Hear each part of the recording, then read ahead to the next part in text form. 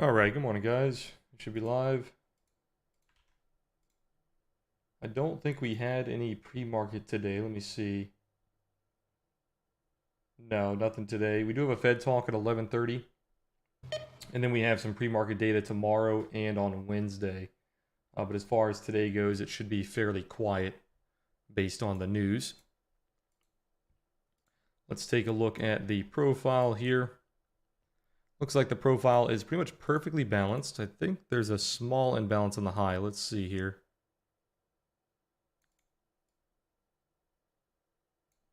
Yeah, very small imbalance in the high, basically just where the gap is. So we're just going to mark out the gap, and that will be good enough. So there is that gap. That gap should be filled, because pretty much every gap on ES is going to be filled. So keep an eye on that basically 4,000 gap. But yeah, we do have a pretty strong balance here into the pre-market. We are hovering kind of around the POC of yesterday, or sorry, Friday. So POC at 39.82, kind of right where the overnight low is. Let's go ahead and mark out those levels there. Oops. So we have the overnight low at 3977. Overnight high is, what is that, 3996. And then we don't really need to mark out anything else. Everything else is overlapping. So value rate high overlapping, POC overlapping, and then value rate low is overlapping that old level that we have marked out there. Let's actually get rid of the old level, and we'll take the recent level. Typically when levels overlap like that, you want to take the most recent. So we'll mark that level out right there. And then everything else are the levels that we had marked out on the summary of markets. All right, let's look at the trade plan here.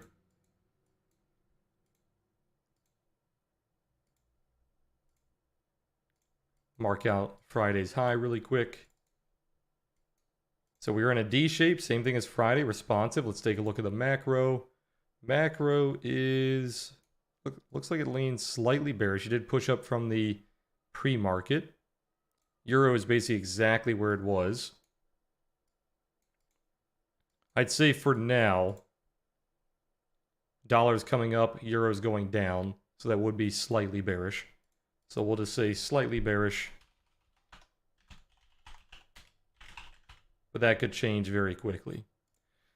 All right, initial balance holding below, I would say 3977 would be bearish into 3958, and then possibly 3941.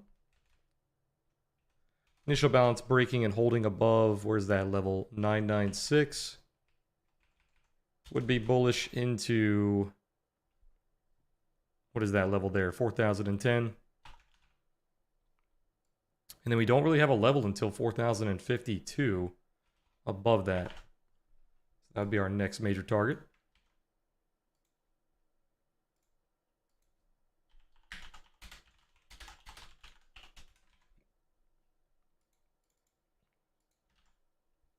Pretty decent buy pressure coming into the bell here.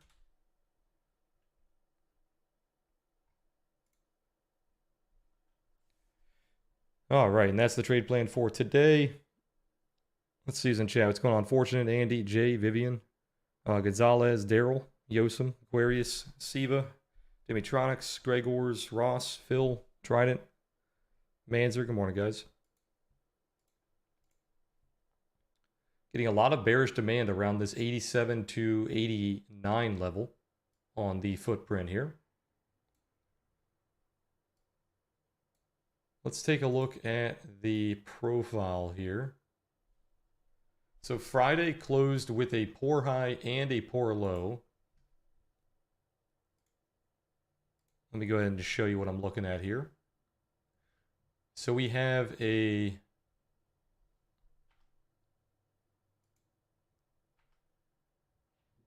there it is. We have a poor low there and then a poor high there.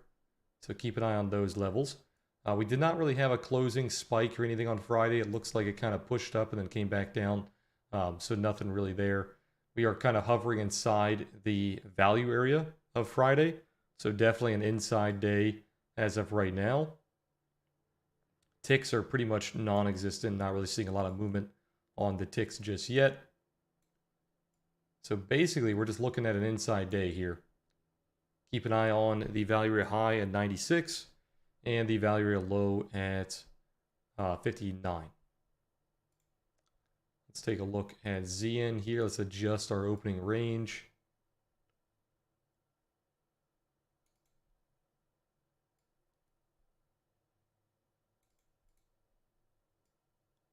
Looks like we are leaning slightly bullish on ZN, but it failed the opening range high there. How is the correlation on ZN currently? So it is actually coming back. It's a 0.9 correlation. So ZN is back to being very heavily correlated positively. So if ZN does break out, that should be bullish for ES.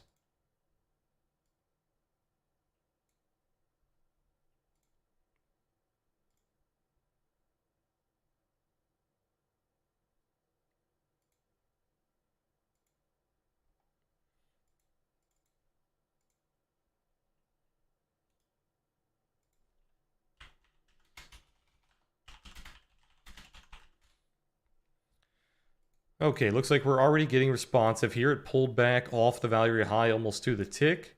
So responsive sellers are definitely there. And now we are seeing the responsive buyers after we are testing the lower tail here. So D shape maintaining its balance. That is actually a pivot to pivot failure. So the OTS is doing a great job here of showing you where that sell and buy pressure is. So sell pressure coming in on that pivot there, pretty much to the tick, wicked it a little bit. And then we have a buy pivot, or sorry, a blue pivot down here when we bought off the lower tail. Now we are failing a new pivot at 89. So we'll see if we can bounce off these older ones on the low here.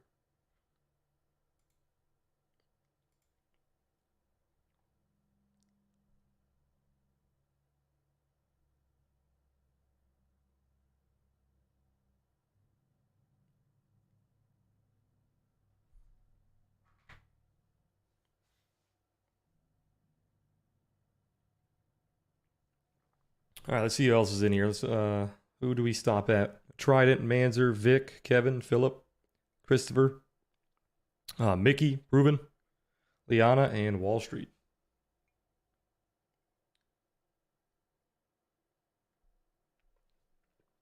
Good morning, everybody. Hopefully you guys enjoyed your weekend. How's crypto holding up? Not holding up too well. Bouncing off a daily pivot on Bitcoin here, also out of that buy zone that we talked about on the summary of markets. So you had a really nice buy there from like 16,000 to 16,800. About a 6% move, not too bad. Looks like natural gas is having a day, up 8%.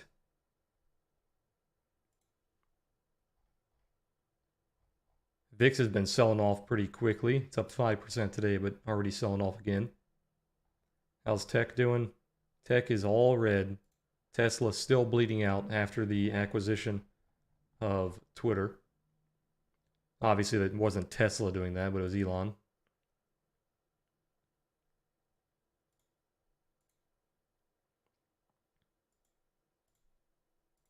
So far, daily candle not looking too good on ES. We don't want that daily candle to close as like an inside doji.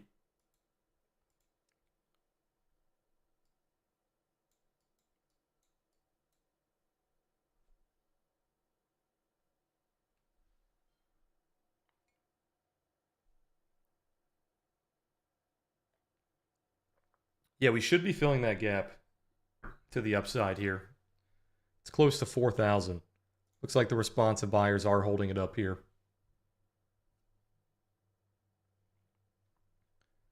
You can see kind of staggered buy demand here. 85, 86, 88. A lot of seller demand around this level right here, so we do have to hold above this little node.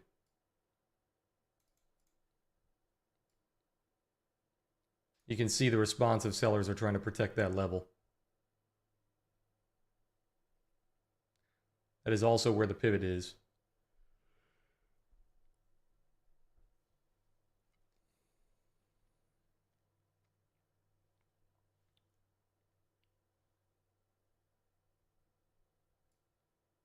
This is also where the session VWAP is. Where's the daily VWAP?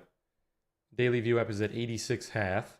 Session VWAP is at 87.25. So pretty much the same level so far. Delta not really following this move. Look at Delta here. Delta is very weak on this push up here. It's going to be hard to trust this move unless we can start seeing that Delta come in. Okay, we're trying to push through that bearish block. Do we have any other demand here? Not really. This should be fairly safe to climb into the gap at 4,000. You just need to see that Delta. We got a little bit of Delta last candle, about plus 600. But price is high of day here. Delta is nowhere near high of day. We would need to spike like 3,000 Delta here to push high of day. You can see that responsive sell pressure already coming in because they do not trust this move.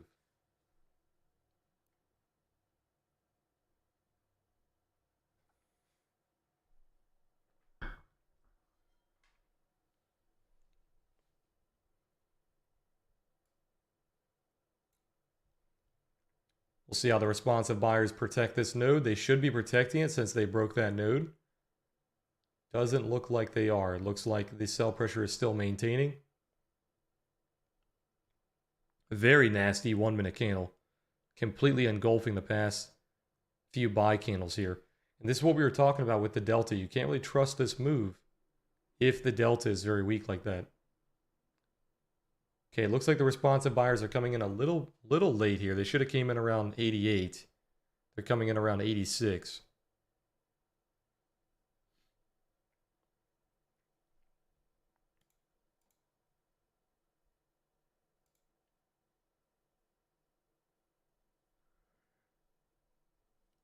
Once again, the 1 hour trail showing beautiful buy the dip signals throughout the pre-market session. It's been doing a really good job in the pre-market. Okay, we just failed that back test of that pivot at 89.5. Does not look like the bulls have enough to claim this node here. They should not be selling here. Where's this level? Oh, this is POC. Yeah, so we're selling pretty early. You should have at least made it to, well, I guess you did. Okay, you made it to 94 there. So this range is extremely tight on the profile here. If I show you the profile, you can see that that little push that we just did, that was actually pushing us inside the upper tail. So the responsive sellers came in immediately to push it back into the value area. I didn't think we made it to that upper tail that quickly, but this range is very tight. I think it's only like 20 points max. Let's see. Yeah, it's only a 20-point range from high to low, which is extremely small from what we've been seeing. Like take Friday, for example. Look at how wide this is. It's a 60-point range. Obviously, we have the whole day to expand this, but still, even the pre-market, I think, was like 40 points. Yeah, pre-market was 40 points there, so extremely tight range here.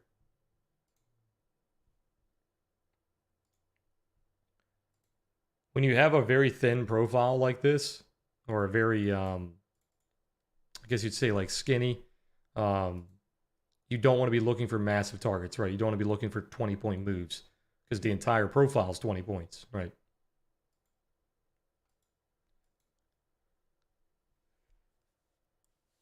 Okay, we've completely lost that bearish node again. So bears are in complete control of this POC.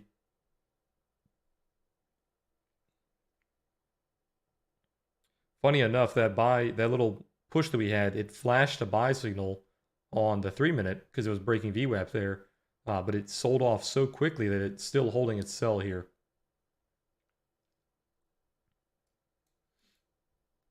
Yeah, nasty sell-off here. You might go to the overnight low. We'll see if the responsive buyers are going to buy up the lower tail. Lower tail is anything below 84. Here comes the overnight low at 77. We'll see if it can hold. We are still trading within Friday's profile. So basically any price action between 60 and 4,000 is just kind of balancing out, just kind of ranging. How's the delta doing? Delta still very weak.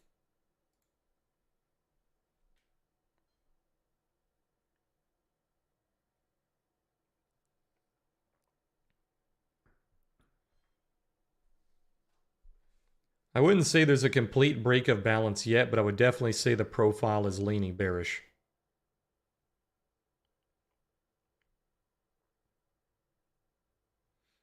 Good morning, SH. Good morning, Farzad. Who else is in here? I think we got everybody else.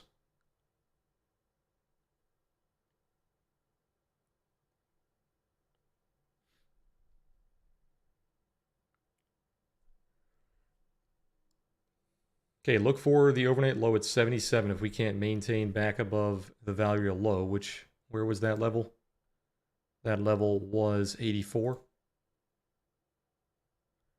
You just barely missed a rebound there. So this rebounded to like 82, 83. If it would have rebounded to 84, 85, you could have taken that as a short. We haven't been seeing rebound trades recently, which is sad because that was one of our favorite patterns early on in the year. Typically, rebound trades happen more often when the volatility is not so high.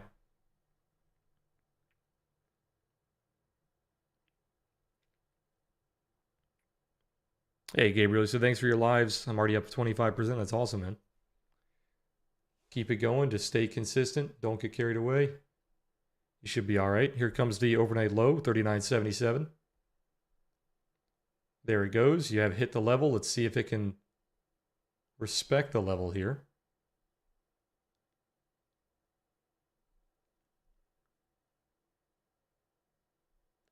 Trading view is a little slow today, it seems. I'm seeing the price action happen on my footprint a little bit quicker than trading view here. Are you guys noticing the same thing? Seems like it's about 10 to 30 seconds behind. 30 is probably a little high. It's probably about 10 to 15.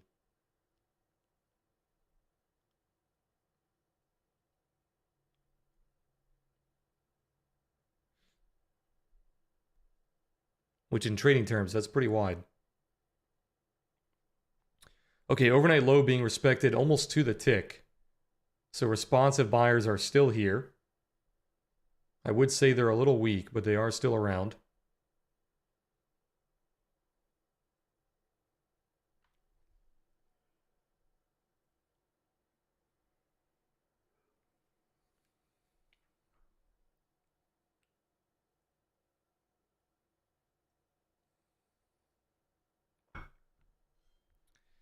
Yeah, it was definitely an overreaction, SH, because it was kind of the first reading, right? We still need a couple readings to see if the inflation is actually cooling off. But I think the market is just so ready to buy. They're so amped up that any good news is great news.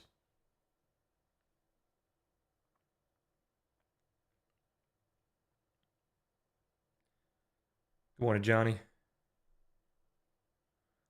Okay, responsive sellers coming in immediately here on the value real low, I believe. Yeah, so here is the rebound, actually. 83.25. You only had about maybe 1 to 5 seconds to take that trade there. That was a very quick rebound.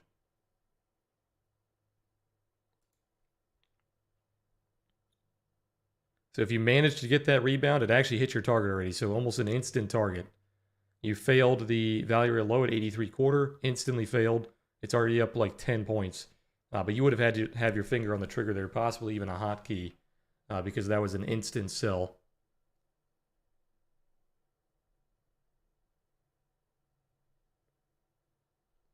Looks like the responsive buyers are getting very weak here, not showing any pressure on the delta. Looks like our D-shaped day could very quickly turn into a lowercase b or possibly a capital B, pushing us down to maybe mid-60s, low 60s.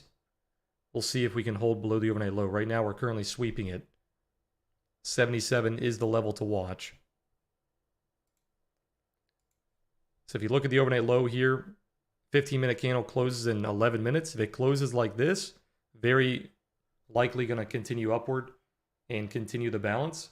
If it closes below this level, then we're most likely going to break out of balance. So keep an eye on the 5-minute close and the 15-minute close. 5-minute close about to close very strong here. So if it can close way back above like 81, 82, this looks pretty good. But watch the higher closes, 15-minute, 30-minute. They need to close above that overnight low. Friday's POC acting as a very clear magnet for the day.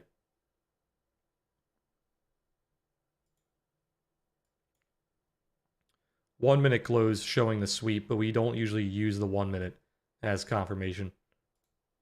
5-minute close showing the sweep. So there's your most aggressive sweep signal if you were looking for the 5-minute. The 5-minute has closed and it's already pushing. 15-minute closes in 10 minutes.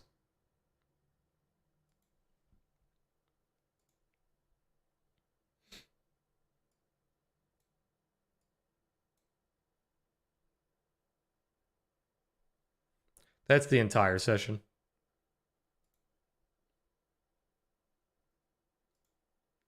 Here's VWAP failure, 85.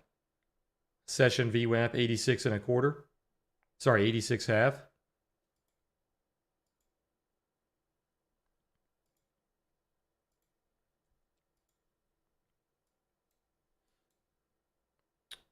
All bots are still in a sell. The bots are not going to be extremely reactive today because the day is very D-shaped and it's very thin. So you'd want to be watching the range bot more so than the trend bot, which the range bot is doing very, very good here. If you watch the bands, you can see the bands are holding beautifully. Typically during D shapes, you want to be watching the range bot. You can use the trend bot if it's a wide D shape, so if it's like a 30, 40, 50 point range. But if it's a very tight range, 20 points or less, typically you want to use the range bot.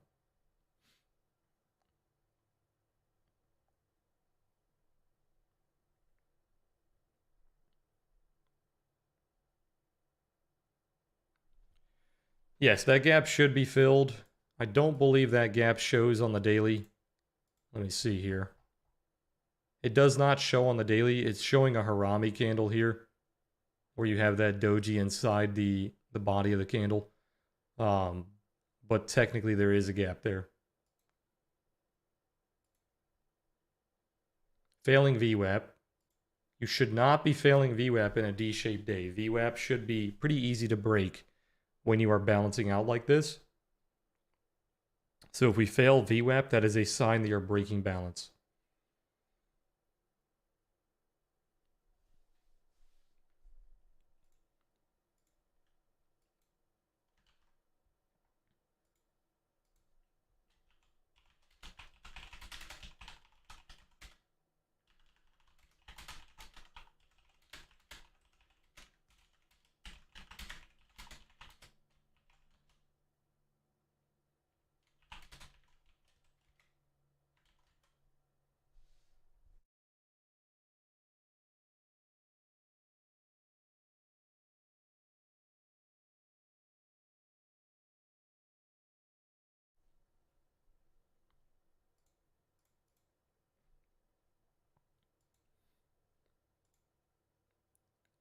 Have about 7 minutes left on that 15-minute close.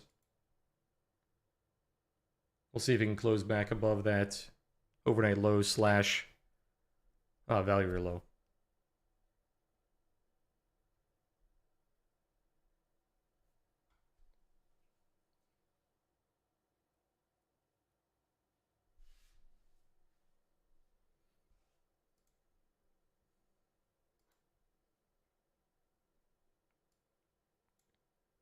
No bull div on Delta down there. That would have been nice. Could have taken an easy trade off that. A lot of sell pressure in the mid-90s because that is Friday's value area high. And because we are an inside day, that's basically going to be the major resistance for today.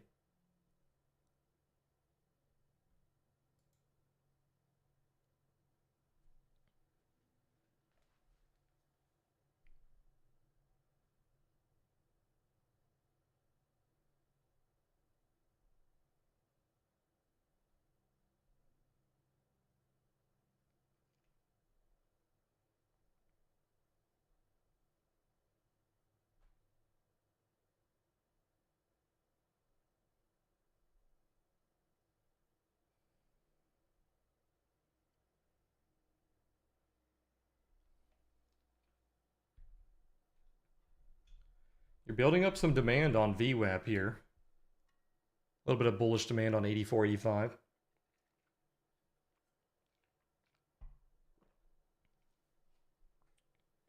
The tape is very thin today, about 20 on both sides.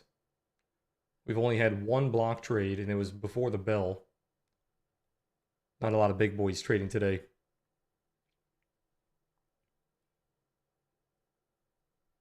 I'm assuming most of them are probably waiting for the PPI data tomorrow.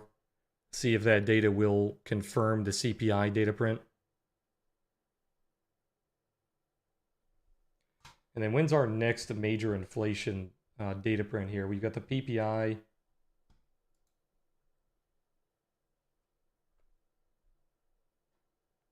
Sorry, I think I messed my mouse up. 1 second.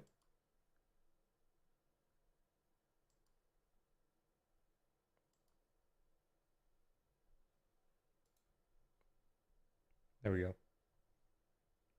I accidentally hit my DPI button. Let's see here. So we have retail sales on Wednesdays, not really inflation. I don't think we have anything this week besides the PPI. Let's see. Next week we have PMI. Then we have a Fed meeting. So it's probably the Fed meeting on the 23rd.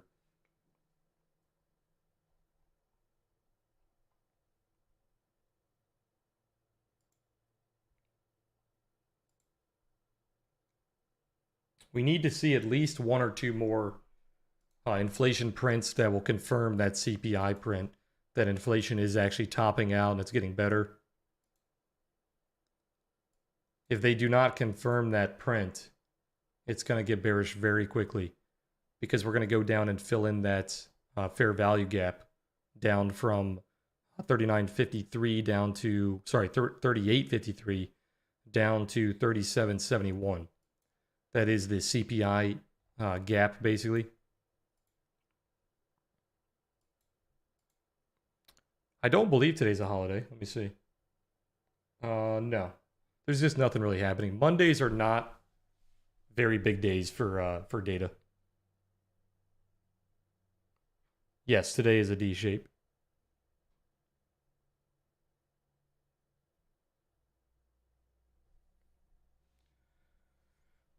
I think Mondays are almost always, maybe the first week of the month. I think there's some like employment data that comes out, but Mondays are usually very lackluster days.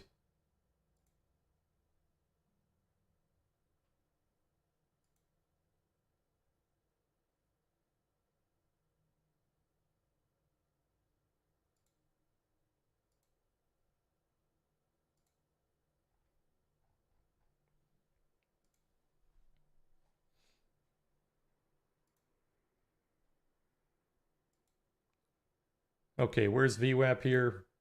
VWAP at 85, 86.5 on session. Building up a lot of demand. So you can see we built up that demand around 84. Now we're protecting it. We have to get through this bearish demand at 87 to 89, which you can see it does not like. Instantly sells when it taps that level, which is basically the session VWAP.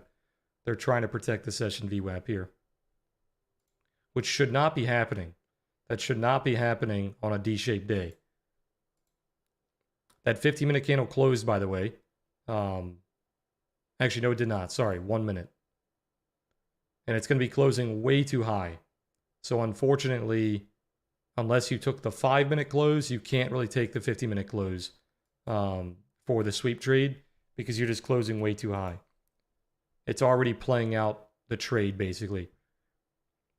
So if you wanted to take the overnight low sweep, your targets are usually value area low, POC, value area high, overnight high. We've already hit 2 of our targets, and we're almost hitting the 3rd target before even confirming the trade. So that would be a very hard trade to enter late here.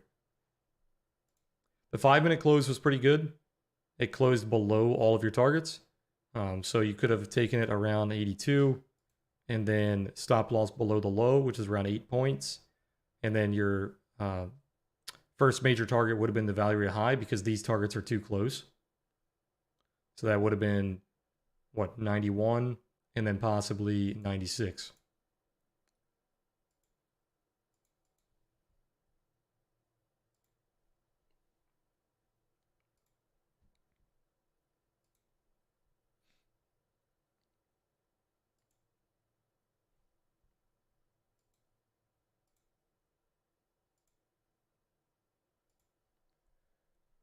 This candle closed pretty strong. You're still failing that demand block, demand zone. Very weak on the high here. We do need to see some buy value inside this node. There it comes. If the buy value can hold this node, we should get a push. Where's the value area high? Value area high is 91 quarter. There it is. There's the value area high, 91 quarter exactly. A lot of bullish demand here.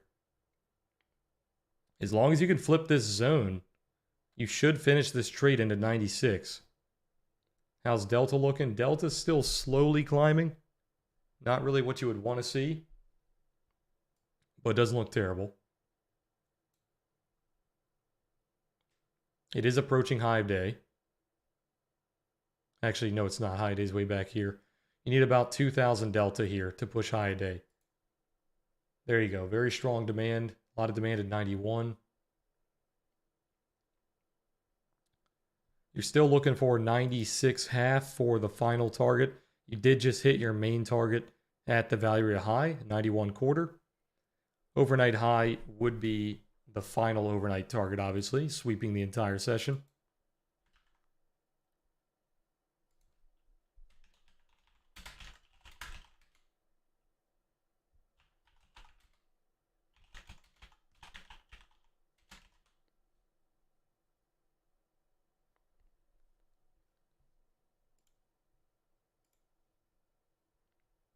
You are still clearly in a D-shaped responsive day, so most likely going to get a lot of sell pressure up here, which you're already seeing. But you should get to the overnight high before getting a lot, but they really do not like this level here. You can see we've sold this level 1, 2, 3, 4, probably 5, 6, 7, basically 10 times we've sold this level. You can see since the pre-market, this entire zone right here is just getting obliterated by the sellers. So they do not want price to hold above this level. They're trying to protect the gap. So you're going for the overnight high to finish that sweep trade, but you're battling a massive wall of resistance here. So if you wanted to close early around like 93, you're only giving up like 3 points. Not the biggest issue there.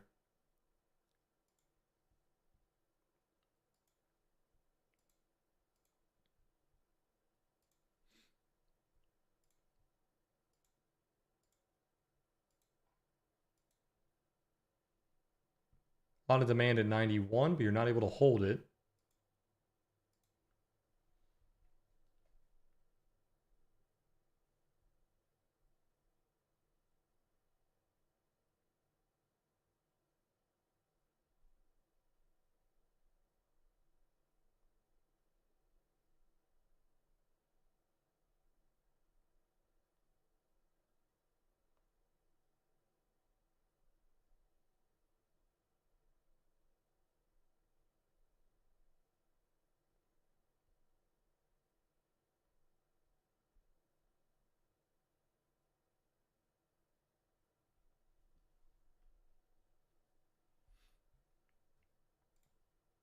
Yeah, let's take a look at ZN. ZN is actually not pushing. Yields coming up, euro coming up, dollar coming down. So a little bit of a mixed bag here. 1 minute buy coming in, 3 minute buy coming in, 5 and 15 still holding their sells. Look at these 15-minute clouds. Extremely thick clouds.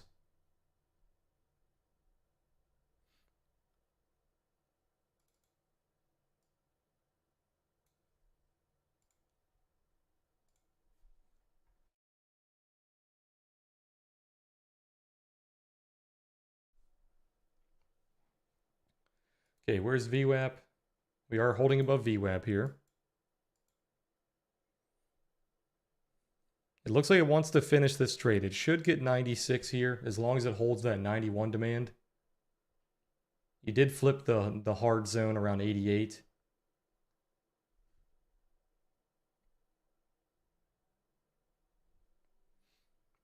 There was more volume going down, but that's just because it was opening volume, so it's really hard to say.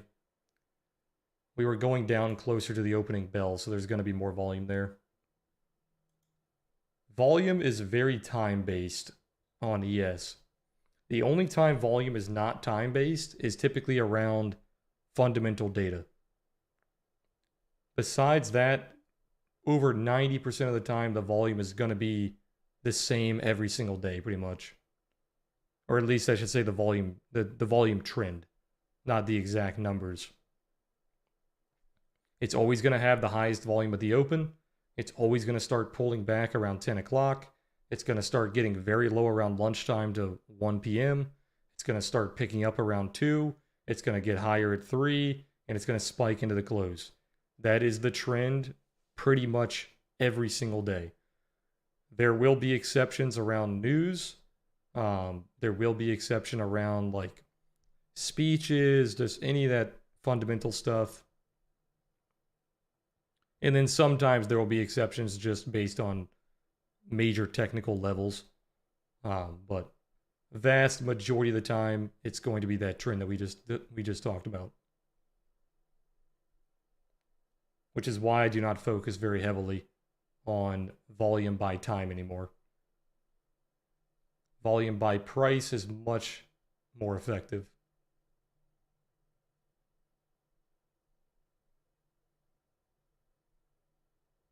Okay, we're failing that 91 block. Sellers showing demand at 88 again.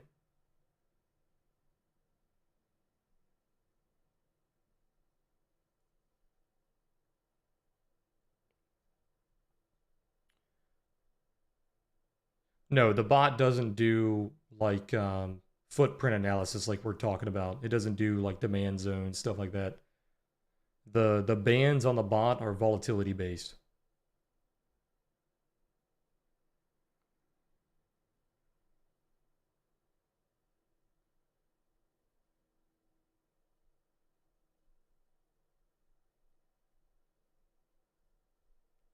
Why do low volume nodes act as support and resistance? It's a little too complex to get into on stream. I highly recommend reading Mind Over Markets by Dalton.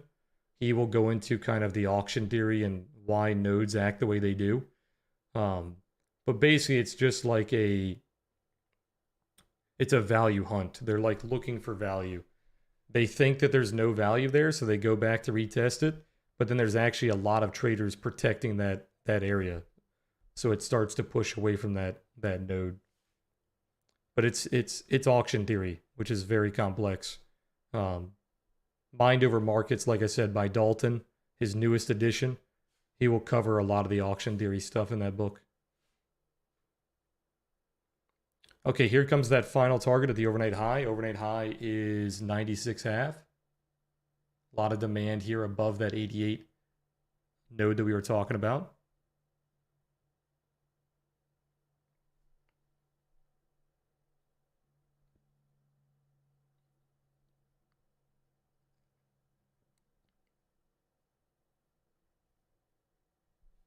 And there it is. So that trade is finished. You can look for the gap here if you want to look for a little bit more. The gap is around 4,000. That gap should be filled.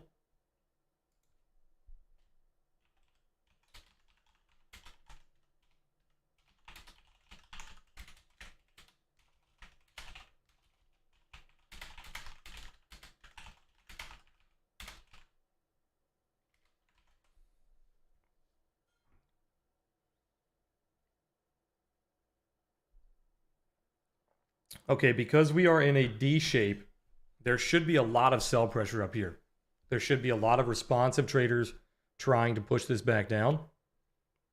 But you have that gap above you. So it seems like the market wants to fill that gap before getting that responsive sell pressure. But as long as the D shape holds, which let me see here. Yeah, we're perfectly D shaped right now. We do have a slight tail imbalance around that gap, which we covered on the trade plan.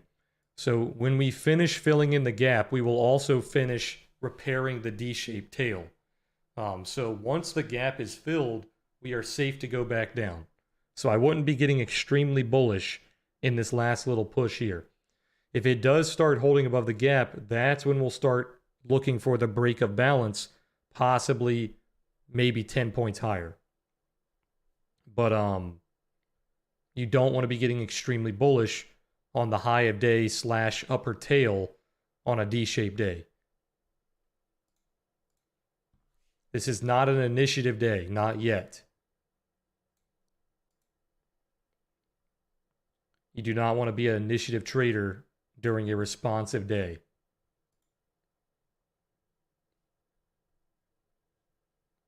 Now, if you're already holding a position and you're already up X amount, right, you can still look for that initiative push to give you a little bit more profit. But that doesn't mean you want to be an initiative trader. There's a big difference. Okay, here comes that gap fill / tail repair.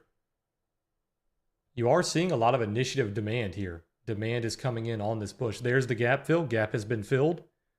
So now we are safe to go back down. Let me see where the exact tail repair was, just in case this wants to bounce off of it like to the tick.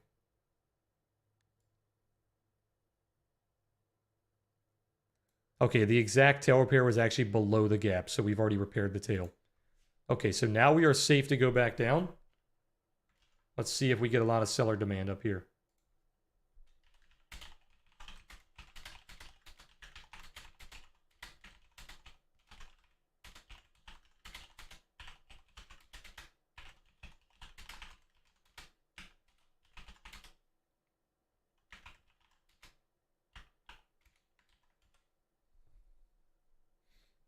Okay, and look at that. Instantly start selling once that gap has been filled. The responsive sellers see what's going on, and they like this opportunity to sell.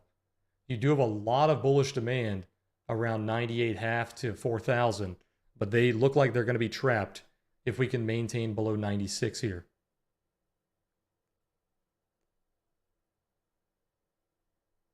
So we've had a couple of trades so far today. The overnight low sweep has played out, so that trade is finished. We had a small rebound trade off, what was it? It was like 83, 84.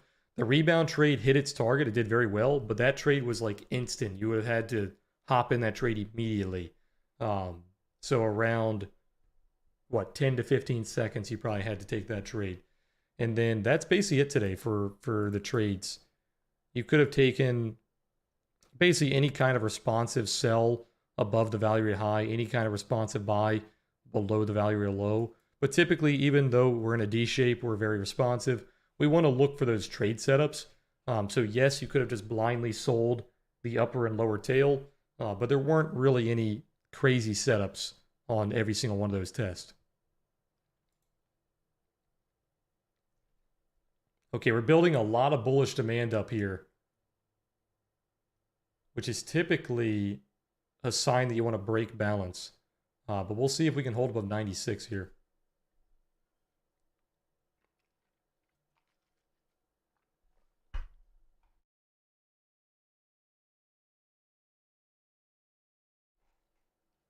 You also could have taken the trade as like a gap fill trade as well.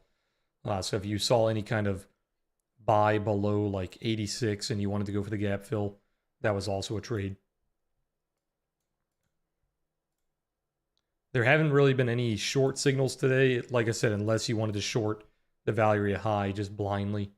Most of the signals were bullish. Actually, sorry, the rebound was a short. The rebound signal was a short.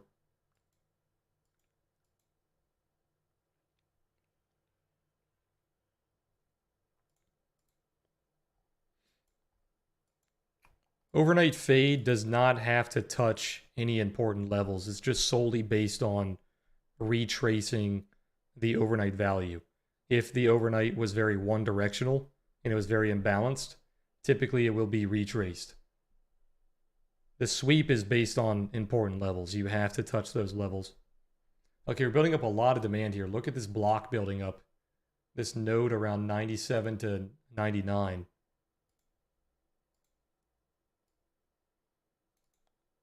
If we can maintain above this node, you are going to start breaking balance here.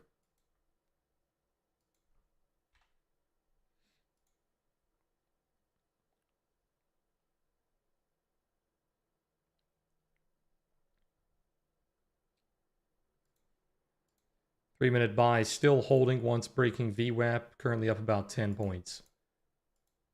1 minute buy still holding, 5 minute showing a buy, 15 flashing a buy as well. So starting to get a little trendy here. Pretty much every bot is showing a buy signal. Yeah, there you go. Starting to hold above 99.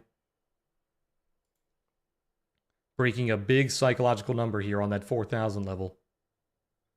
If we start building a bullish node above 96, which we're currently trying to do, this will break balance and possibly go into 4,010.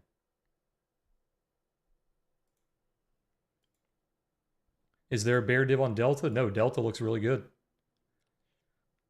So at this point, I would keep a close eye on Delta. If we see any bear divs, possibly could short that back into balance. Without seeing the bear div on Delta, this most likely will continue to break balance here. We are approaching the poor high of Friday. So to repair that poor high, we'd have to go to like 4,012. Look at the ticks here. Ticks are absolutely flying.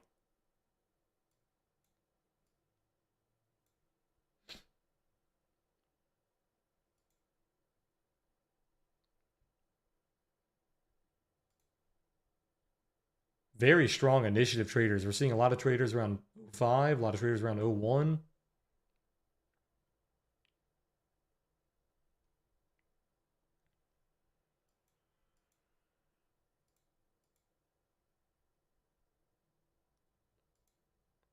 Yeah, definitely being helped by the euro here. Not being helped by ZN. If ZN starts to push here, which I don't think it will, because it looks like there's no momentum whatsoever.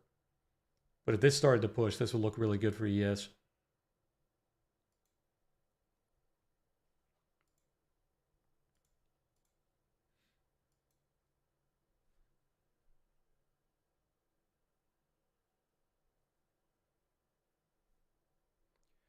You're getting a lot of freezing on stream. That's probably your connection, I believe. I'm not having any dropped frames. My connection looks good.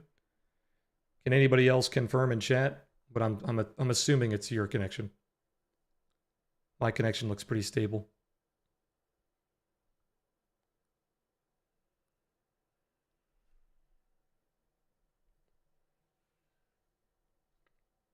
Yeah, it sounds like it's you. Seems like everybody else is doing all right. I would just refresh the stream. Might be a YouTube thing.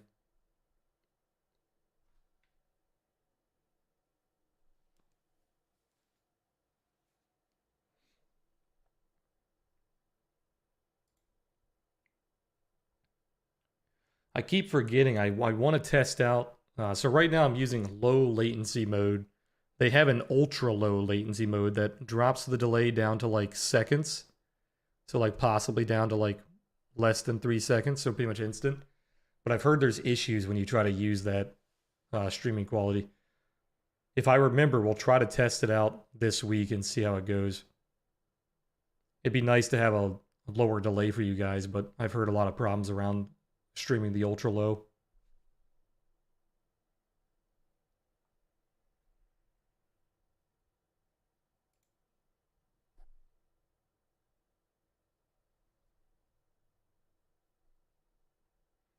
Like right now, I think my delay is like 10 seconds, I believe. Which it is nice to have a little bit of a delay, because like I said, I don't want my stream to just turn into a signal group where you guys are just relying on me to trade. I think having that little delay kind of makes you guys make your own decisions. But it would be nice to have it down to probably like 5 seconds or so. ZN sold off. Let's take a look. Yeah, I think the 10-year note, or sorry, 10-year yield is trying to push. Euro selling off as well.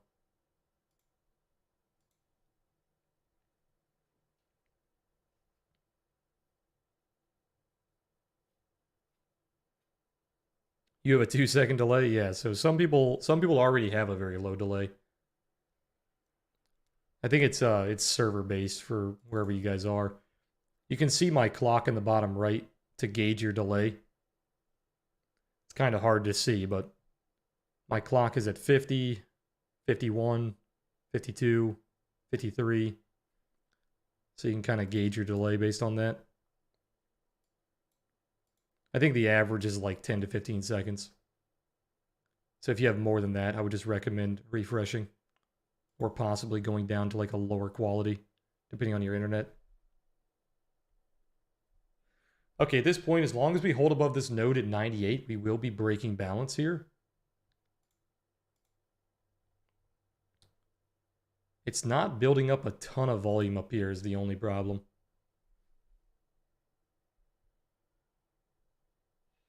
There's not a case for shorting just yet. If we get a bear div on Delta, there could be a case. Let me see. We're not really on any major levels. Yesterday, or the previous day's high would be at 4,010.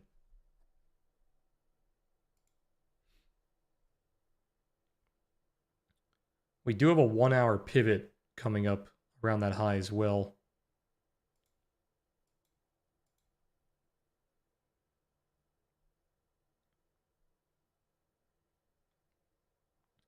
The case for shorting is basically just looking for balance, like you're trying to go back into balance, but you need a reason to press the button, right? So like that's your theory, but there's no signal. Like we want this to go back into balance, we just don't really have a reason to press the button. Like, do we have a bear div? Do we have a major level being rejected? Do we have like a big sell wall absorbing orders? Like, I don't know, something, you know what I mean?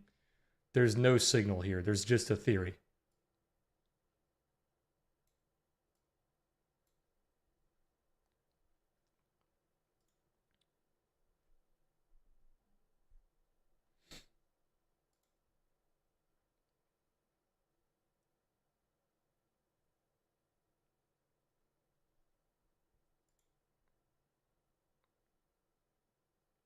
We're holding above the gap too, which should not be happening if we would want to go bearish here. It needs to hold back below 4,000.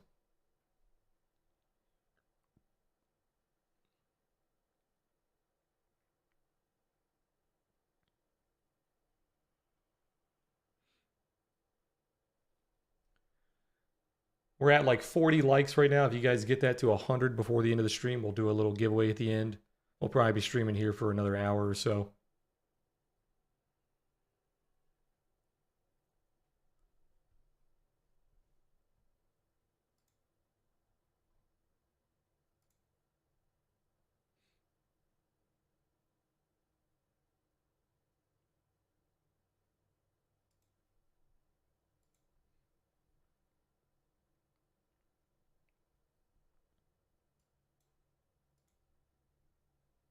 Let's take a look at the bots. The bots are holding 1 minute buy, 3 minute buy, 5 minute buy, 15 minute buy. 15 minute is hitting the third deviation of the band, so it's getting a little extended.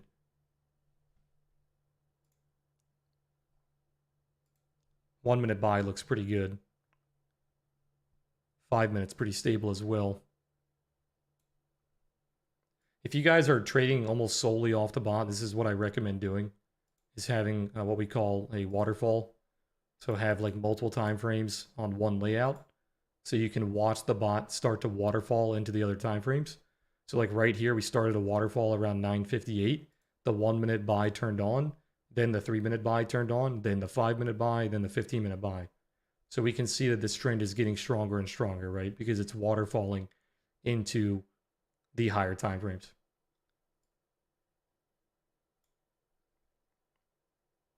You do need a paid plan on TradingView to do this. I think you need Pro Plus, if I remember correctly, to have 4 screens. It might be Pro, but you need one of the paid plans to have the multiple screens like that. Okay, watch 98 here. If this is initiative, it should bounce immediately. It's trying to. You can see the buyers stepping in. If it loses this level, it's going to start looking for balance again. Possibly back down to VWAP, which is 89 here.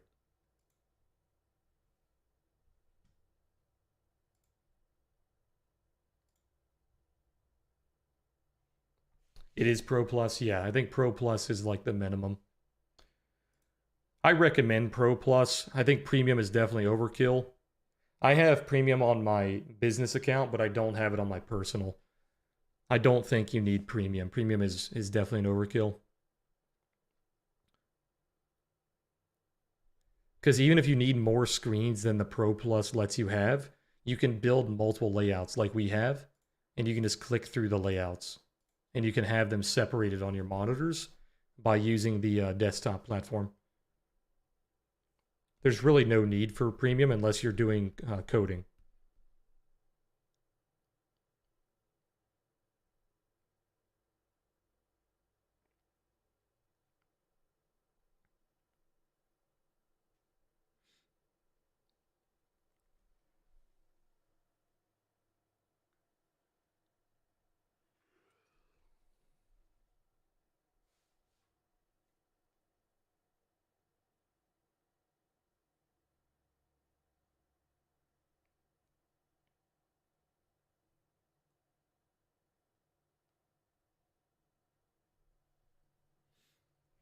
Okay, we're starting to break the 1 minute trail here. Here is the overnight high at 96.5. Doesn't look strong since we lost that node at 98. Delta not picking up too much. You can see on the way up, we were at plus 1700, plus 1300. Now we're only at minus 700, minus 700. So it's definitely not as strong as you were on the way up, but it is maintaining the pressure. So very possibly could be trapping those buyers at 4,004, 4,005. They are kind of stuck on the high right here. If we break back into balance, the targets are very simple. You look for the value area high, which we're currently at right now. If it starts to hold below that level, you're looking for the POC at 88, value area low at 82, and then the overnight low at 77. You just rinse and repeat that basically every time you try to break away from the tail, or sorry, break away from the value area, and then you start losing it again.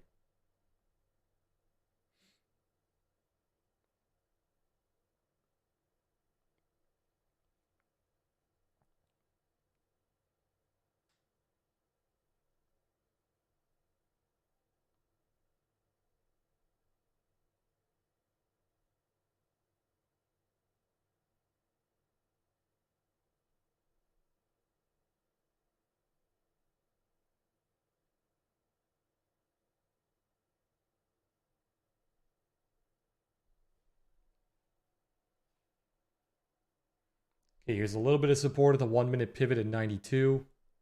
Delta's picking up pretty heavily here. It's minus 1100. Has the 1 minute shifted into a sell? It has. So 1 minute shifting already. Now we have to watch the 1 minute waterfall, possibly into a sell here.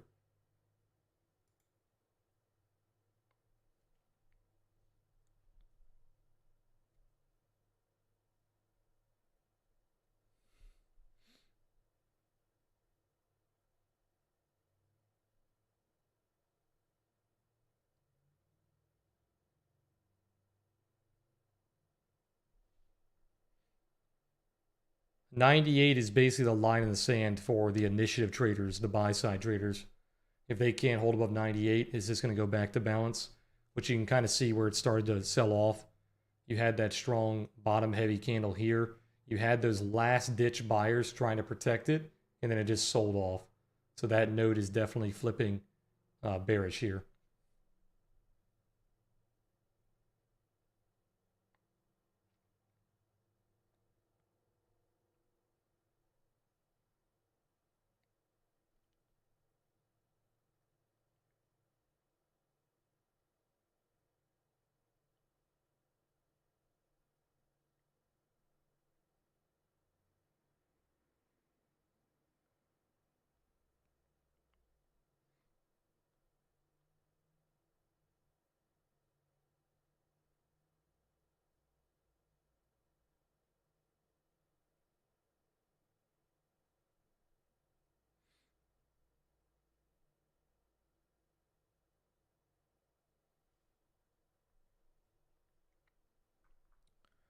What's going on, PS?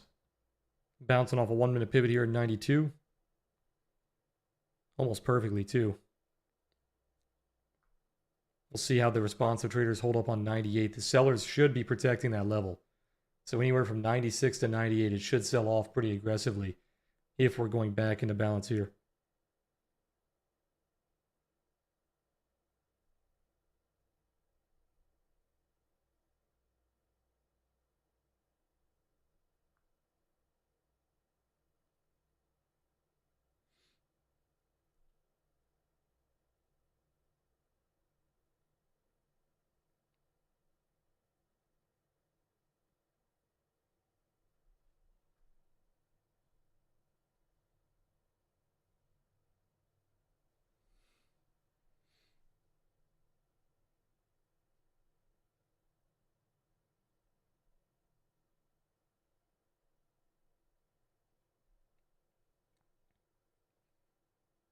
Seeing a little bit of demand at 95, but it's not holding.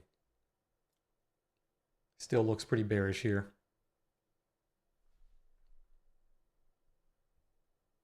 Session VWAP at 88.5, daily VWAP at around 90.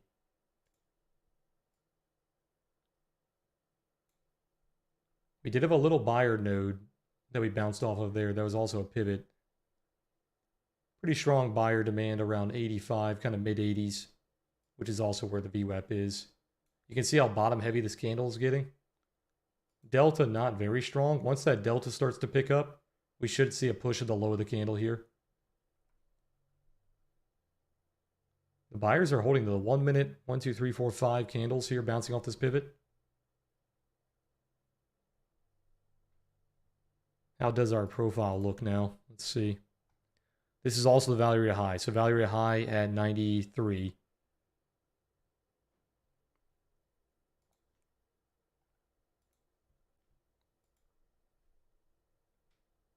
It's kind of the last ditch effort for the initiative buyers. If they hold the value area high, you can still look for that break of balance, but we'll see if they can hold here. Very weak nodes on that push up on the 30-minute. If you look at the 30-minute profile, basically everything above like 90, there's not really any nodes.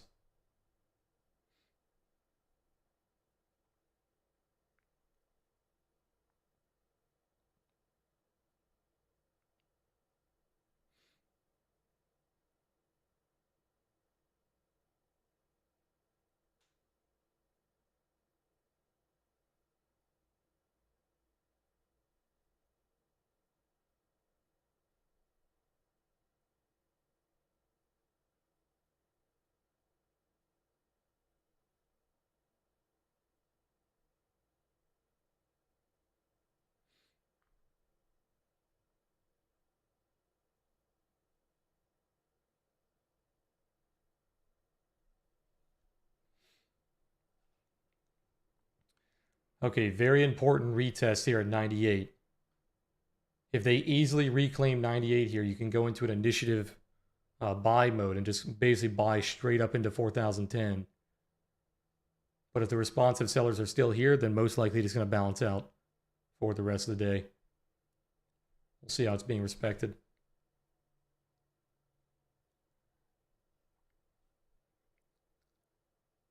So far, buy pressure is pretty strong. You can see the delta flipping green here, plus 500 on the delta. Plus 700 now.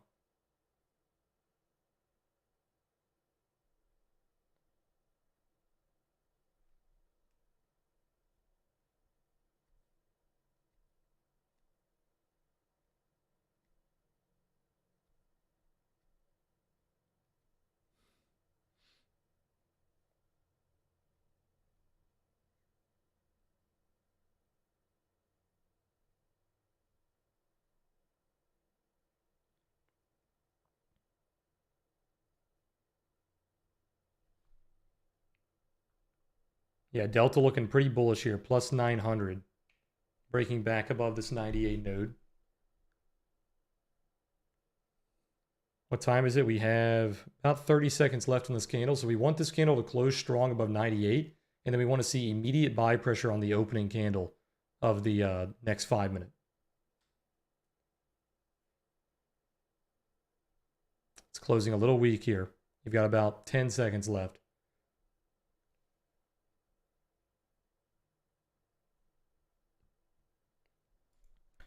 The Apex code works on renewals as well, PS. So you get 50% off the sign up and then 50% off the renewals. The only thing you don't get a discount on is the reset fee. If you have to reset your account from failing, that's just a set fee.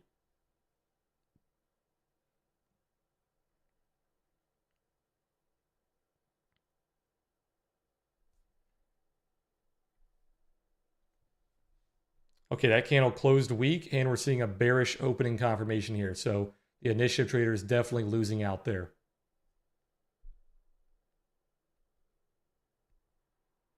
You wanted to see the exact opposite thing happen if you were an initiative trader here. You wanted to see this candle close probably above 4,000, then this candle should have immediately opened green, but we're not seeing that. Very weak close, kind of a long wick, and then opening red.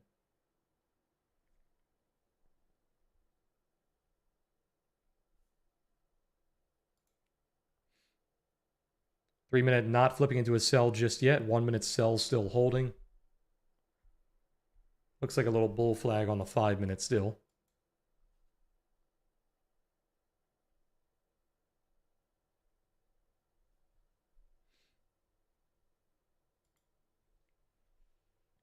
I haven't caught up with emails on the weekend yet, so if you guys did email me about Apex, I will get to you as soon as the stream is over.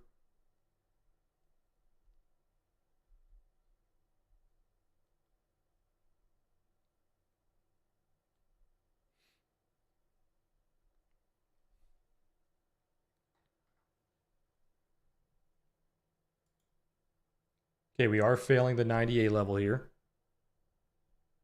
Where is the value area high now? Value area high is at 93, so they're still respecting that level. Let me mark that out so we don't forget.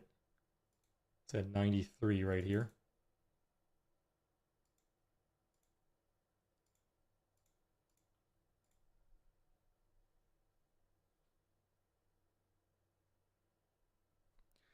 Yeah, so you get a license, you just don't get a lifetime license with Ninja. So you can't use all the footprint and like Delta stuff that I do, but you get the basic charting license. You have to have a lifetime license if you want to do all the stuff that I'm doing on Ninja, which is currently, I think, like $1,000. It's pretty expensive.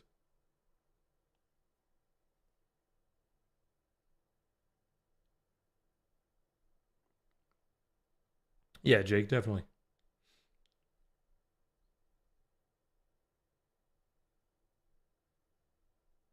I recommend trying out Ninja for at least a few weeks, if before you go and just immediately buy the lifetime. Make sure it's a platform that you can get used to, that you like using. You like the style of, I don't know, all their buttons and their layout, whatever. And then if you enjoy the platform, then if you want to go and buy the lifetime, I definitely think it's worth it if you're planning on sticking with the platform. I bought my lifetime way back in like 2016, so it's nice knowing that I bought it way back then and I don't have to pay anymore for it. We just always have it.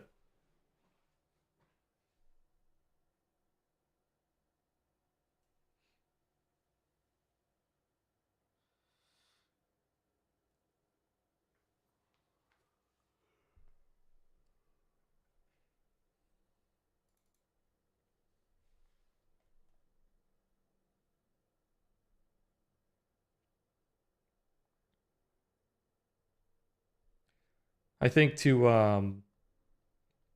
like get a little idea of footprint and delta and all that stuff, you could start out with Tradeovate because their platform you just pay like a monthly fee for data, and you can test out their footprint, test out the delta, the market profile, all the fancy stuff. I will say their footprint is nowhere near as good as Ninja, but their volume profile and market profile, I think they're like the best in the business. Their market profile is very good. Um, but yeah, footprint, they are nowhere near Ninja. Hopefully, now that Ninja bought them, they can kind of give them some pointers and help out their platform a little bit, but most likely not going to happen anytime soon.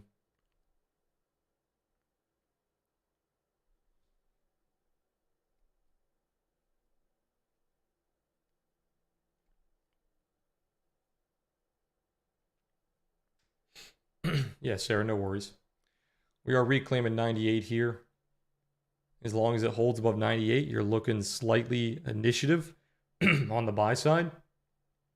That 5 minute close on this candle here was very weak. Delta was only negative 300. So we could possibly be seeing a break here. Let's see how it holds.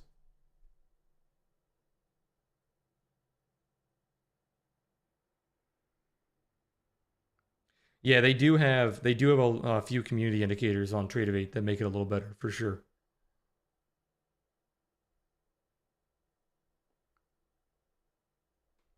Quant Tower has footprint. Um, Sierra charts. ATOS, I believe. That's all I can think of off the top of my head. Trade of 8, Ninja, ATOS, Quant Tower, Sierra.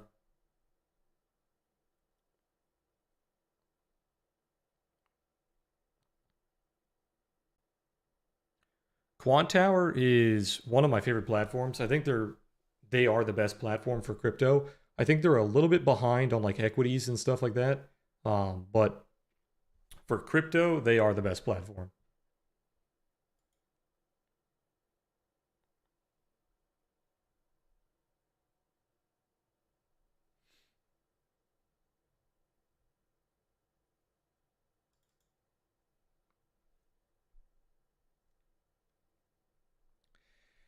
It's pretty funny that we've been talking about ATOS a lot on stream, and I've never used them, but they did message me about a potential partnership the other day.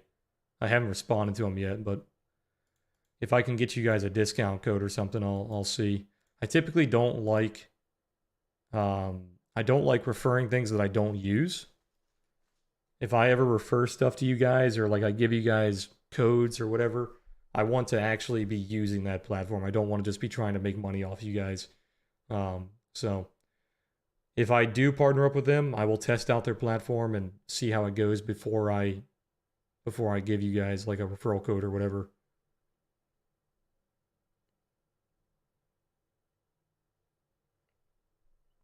You're talking about a broker, Jake. That's a broker. We're talking about platforms.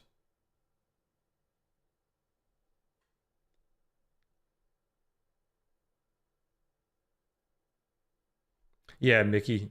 Quant Tower is fantastic. Every time I go back to it, I'm just shocked at how good it is. Like it makes me want to just drop everything that I use and use Quant Tower. But I don't have my indicators and stuff on there, so it feels like a Bloomberg terminal almost. Like it feels just very well balanced. It has a lot of personalization too.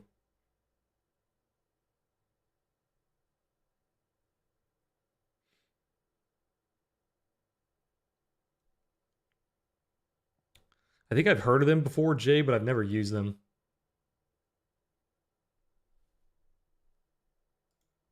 1 minute flipping back into a buy here.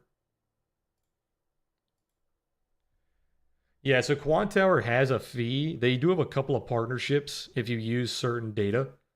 I think FTX was one of them, but they're dead in the water now.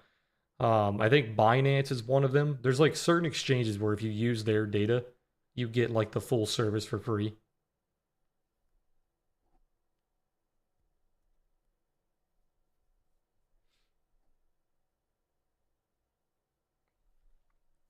I don't have a full opinion on Sierra Chart because I've never fully used their platform.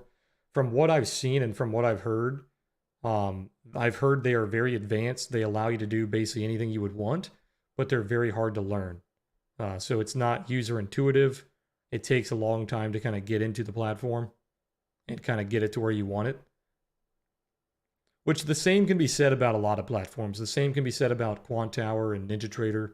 They're a little confusing at first, but once you get the hang of them and you get them to where you need them, they're pretty solid. But yeah, I've never personally used Sierra charts. Way back when I first started looking for like a platform to get to dive into, it was between Sierra charts and NinjaTrader, and I went with Ninja. And I bought the lifetime on Ninja, so I didn't feel the need to use anything else.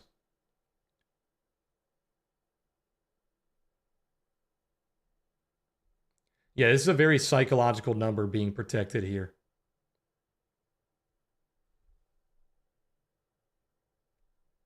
Yeah, high learning curve, exactly.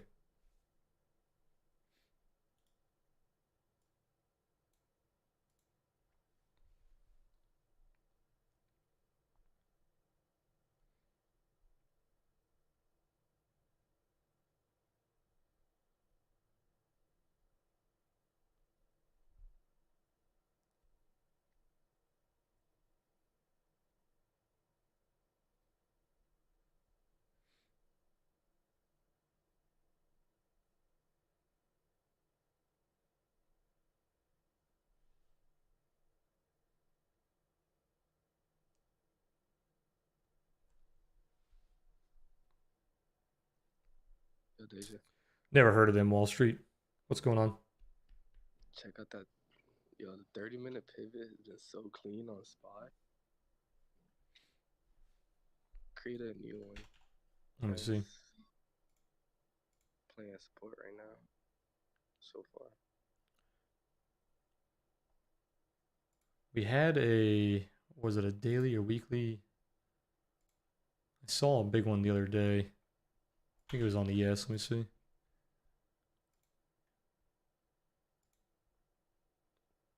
No, I think it was the trail. We're on the weekly trail right now, almost to the penny at 76. We bounced off of it.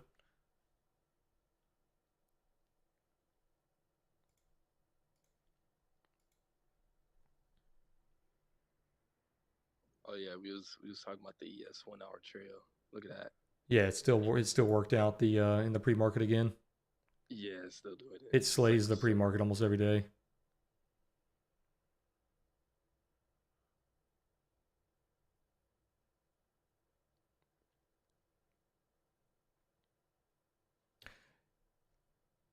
Yeah, I think they are fairly new, Wall Street. I don't think they've been around for too long. I don't see anything shady about them though. Awesome, Aquarius. Got your trades in for the day. It's always nice to be done by like 10:30. They have a heat map, Jake. I just don't really use it. I'm not a big heat map trader. I think the heat map style of trading is kind of outdated in my opinion. I think it slayed back like 5, 10 years ago. I don't think it's as good anymore because I think a lot of the big boys and a lot of the algo traders, they have learned how to manipulate the heat map to a point where it's just not useful anymore.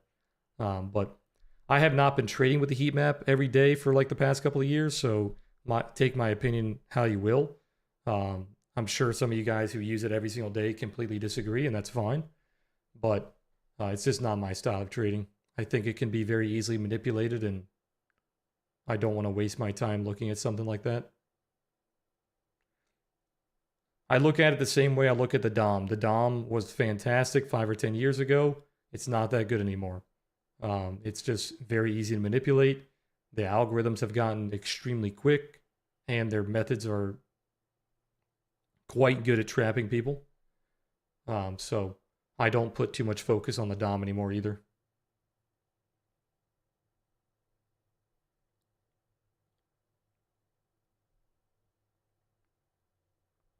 Bro, I don't know how many dead cat bounces can Dixie have, but people keep falling for it. I think it does this every Sunday. It will gap up with the fattest gap below.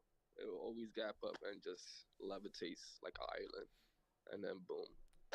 Yeah, we Monday don't have too rise. much big news for the dollar this week. Shouldn't be too bad. I think where's dying. I think silver's about to break $20.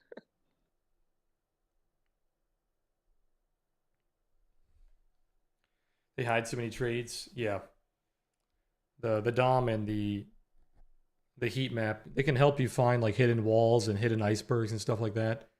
If you're doing a lot of like absorption, exhaustion type of trading, I think it's helpful. But in my opinion, even if you're doing that type of trading, I think the footprint's better. So I think if you're putting a lot of time into reading the heat map, you could put that same amount of time in the footprint, and I think the footprint's better. But everybody has their style. I'm never going to bash people for trading a certain way. If it makes money, it makes money, right? I remember when you made your own heat map. That shit was fire. Yeah, I have those heat maps still. I have them on TradingView. I haven't released them or anything. I Oh, might okay. release them in the future. Oh yeah, cause you was working on it, and then you started working on the. Yeah, you was working on Yeah, I that worked same on day. that, and then it kind of gave me the idea for the bot, and then I started working on the bot, and then we kind of ditched the heat maps.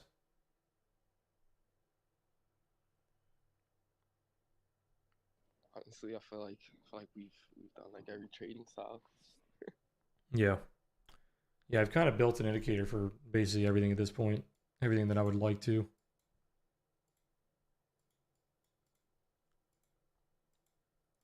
I probably will finish working on those heat maps and release them in the future, but they're just not at my top of my list. Currently, my focus right now is trying to get the bot automated.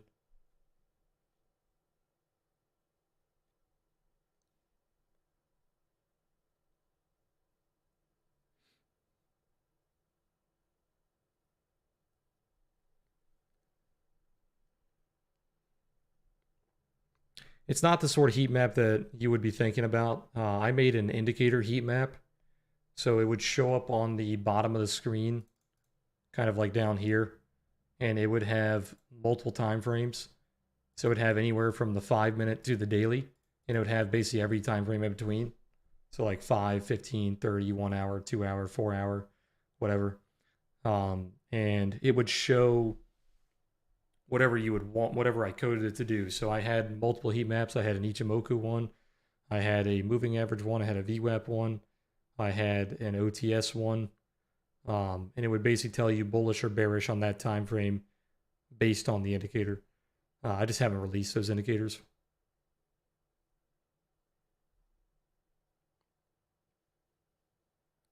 The code on those indicators is very sloppy.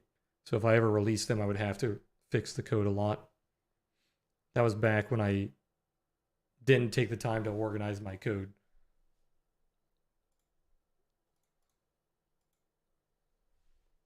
Now that there's a new editor on PineScript, it would probably be pretty easy to edit.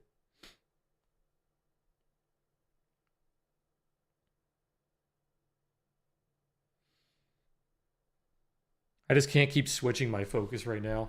I'm really backed up. I've got to finish the course on the Discord. I've got to finish a few videos. We've got to get the bot automated. I've got to finish updating the correlation table. I've got to finish updating the range bot. We got a long list of shit we got to do. The problem that I've been having is since we've gotten back into like footprint scalping, it's extremely exhausting mentally. So by the end of the day, I don't feel like putting a lot of hours into coding because coding is also extremely exhausting. So once I hit like a wall and I find like a couple of bugs that I can't fix, I just have to take a break because I just can't fix it. Like the what was it, the range bot? No, it was the correlation table. I spent, I think it was like 6 to 8 hours trying to fix like 2 lines of code and I couldn't fix it. And then I eventually just wiped the entire code and started from scratch after like a day or two. And then we coded the entire indicator in like, I think 2 days. I fall into this trap of like, I want to fix one line of code and I want to make it perfect when I could have just coded the entire indicator and went back and fixed that line of code at the end. But I'll spend like hours and hours trying to fix like one line of code because I'm just very particular. Okay, we're getting a bearish demand block at 96 here, but you are being pushed up even though you're getting that bearish demand. So a little bit of a trap happening at 96 here. Yeah, I do code myself. Yep. I learned how to code with the help of a buddy back in like 2018, and I've been coding ever since. I wouldn't call myself a coder. I'm not like extremely efficient. I only know PineScript. I don't know how to code anything else.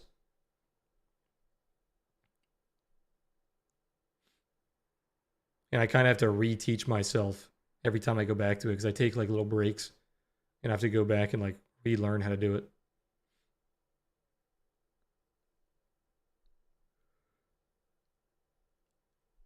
Man, it really likes this 4,000 level. We've already shifted our POC to 97 here.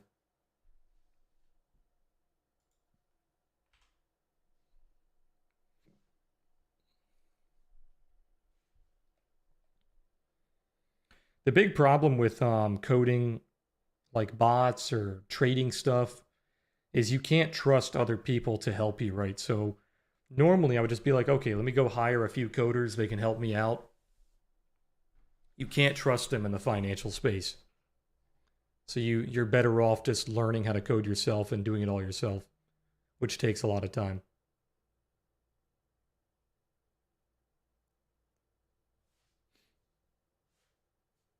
In a perfect world, I would just tell coders exactly what I wanted and have them code it for me.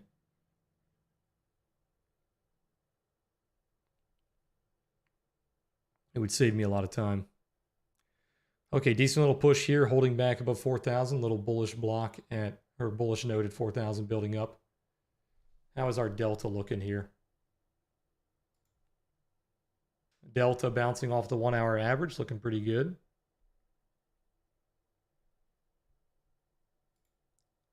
ZN sold off a little bit. Are we still holding that correlation? No correlation today. That's good. Daily is still correlated, but no correlation on the intraday. Yo, Facebook's still running.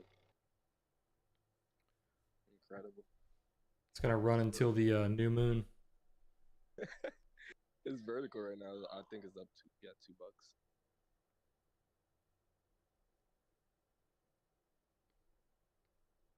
Yeah, I've thought about that, Reese, like having people code certain parts, but I feel like that would just be even more of a headache than just doing it myself. Because then I would have to properly attach all the parts together,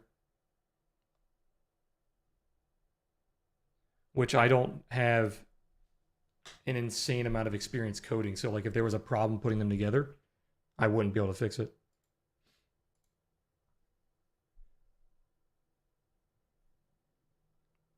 Any thoughts on gold?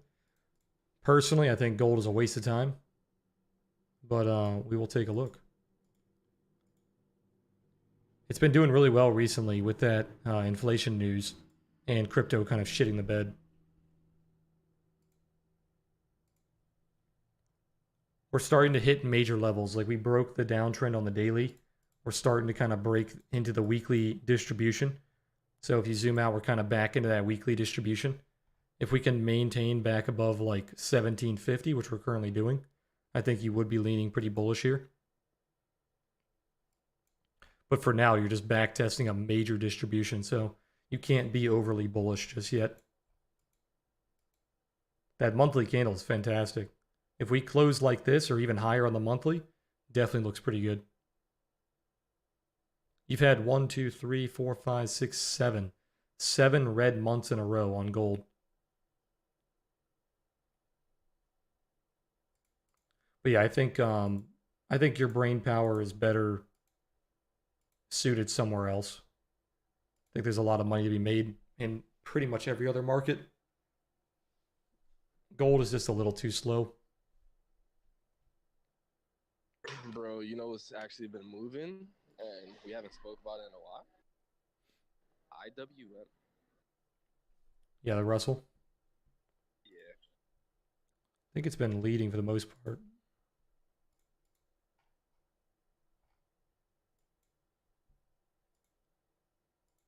Yeah, it's about the same. They're about the same off the lows here. So this 30-minute candle is about to close way outside of balance. If we close like this, it should start to get decently bullish. You can see this candle is closing way outside the value area here. You're still hovering on that gap. So no clear direction. But this close should indicate buy pressure. We'll see how the next like 3 5-minute candles go. You should get opening confirmation on the buy side.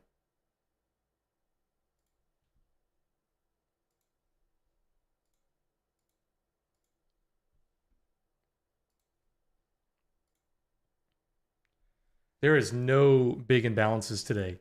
There are no big imbalances, I should say. Not a single imbalance on the 30-minute chart.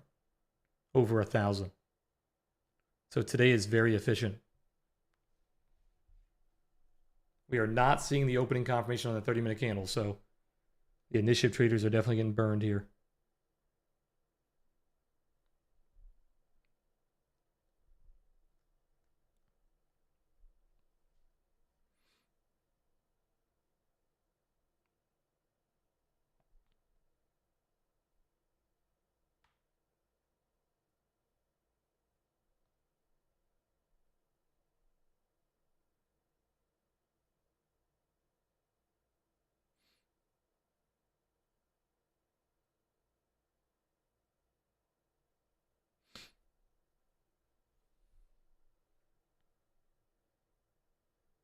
It's a very misleading day because we have the initiative pressure on the 30 minute. Like we're closing pretty strong on the 30 minute, but on the lower time frames, we are not seeing that initiative buy pressure above 4,000. Basically, nobody wants to buy above 4,000 here. The responsive buyers are coming in a lot higher than they should be. So they should not be buying the value area high, the POC, stuff like that, but they are. But the initiative traders are just too weak. It's like the responsive traders are giving them a layup and they're just not taking it.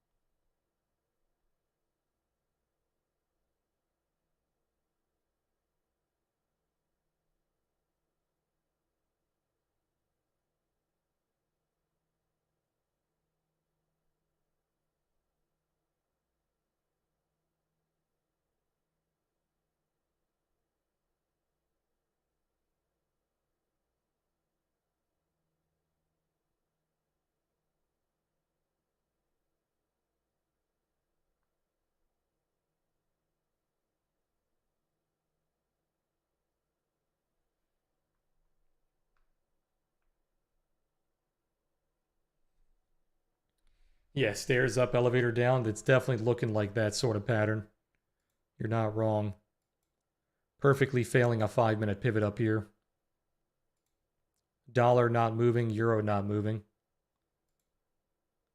1 minute back into a sell. Like I said, hard to trust the trend bots today. Pushing off the range here on the 15 minute.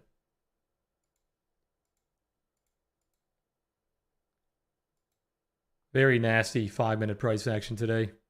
Long wicks on pretty much every single candle. Still holding the value area low for now. Value area low, sorry, the high. Value area high is 95 quarters. Let's move this line up here. 95 quarter. Looks like it's starting to fail a little bit. Where's VWAP? VWAP is 91 half here. So watch 91 half.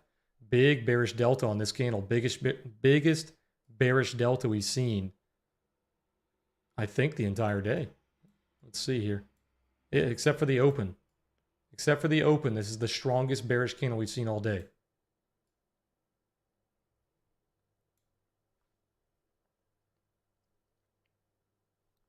Look at the profile on the candle too, very bottom heavy. If we hold below 95 here, it's going to go back into balance. When it goes back into balance, the obvious targets are VWAP, POC, value area low. Getting very strong to the downside here.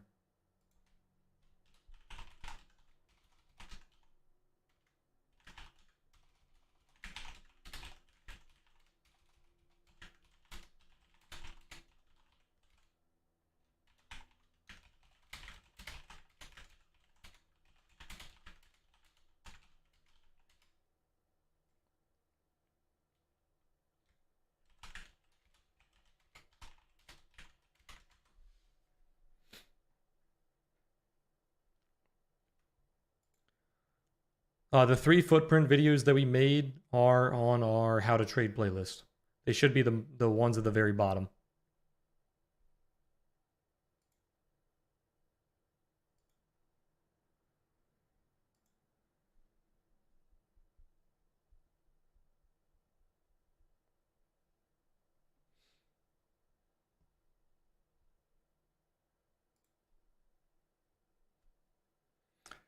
Okay, I think we hit VWAP already. Let me see.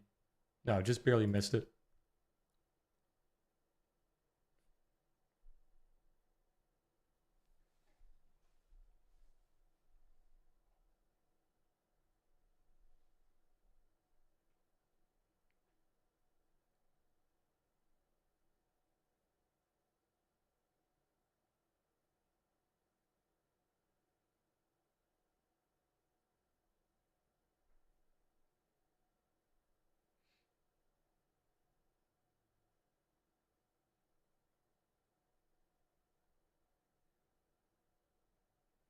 Still watching VWAP here. We're almost there. Okay, there's the daily VWAP. Session VWAP at 90.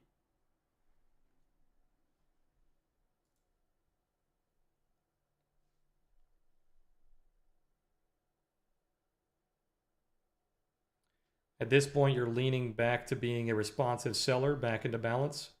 Initiative buy side was too weak above 4,000.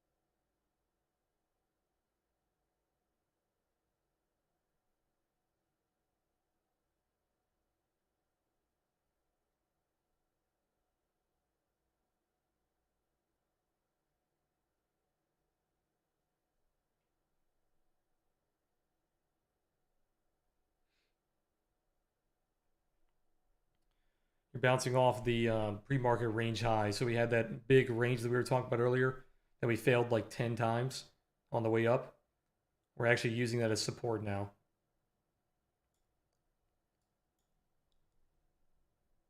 Definitely a lot of mixed signals today.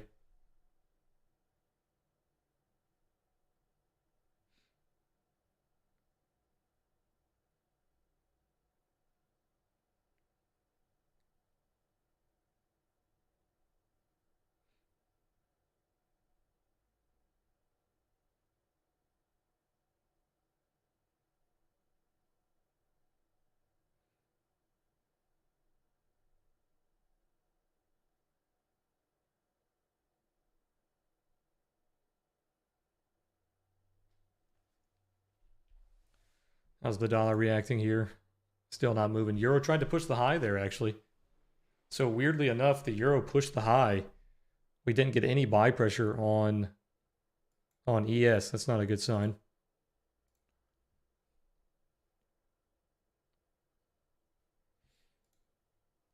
Did we make a poor high today? No, we did not. Okay. Still trading as an inside day from Friday's profile. We did not repair either side of Friday.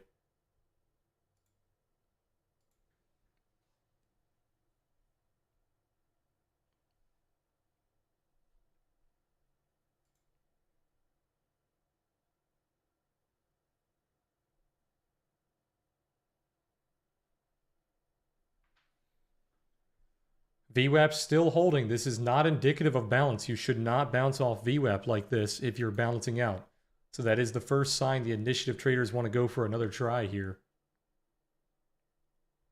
On balanced days, you should just kind of zigzag through VWAP. VWAP should be relatively close to POC, and then you should just kind of zigzag around it, right? Break through it and retest it, break through it, retest it. But right here, we're kind of bouncing off of it. Delta's very weak, though. You're not seeing any buy pressure off of VWAP.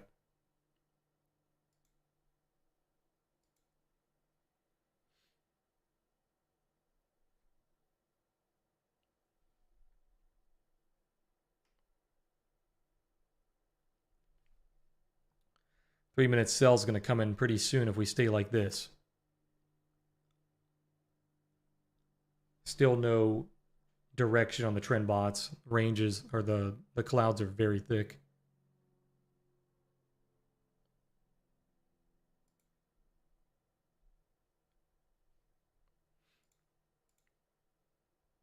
No, I would still consider this a D shape for sure. B shapes are very obvious. So like when you see a B shape, it's pretty obvious when it's a B shape because it will have a massive gap in the middle. We don't have that on today. It's pretty D-shaped. Where's an obvious B shape?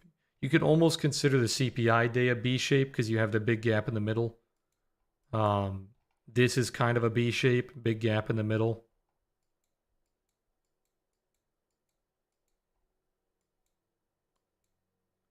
Those are all the easy ones.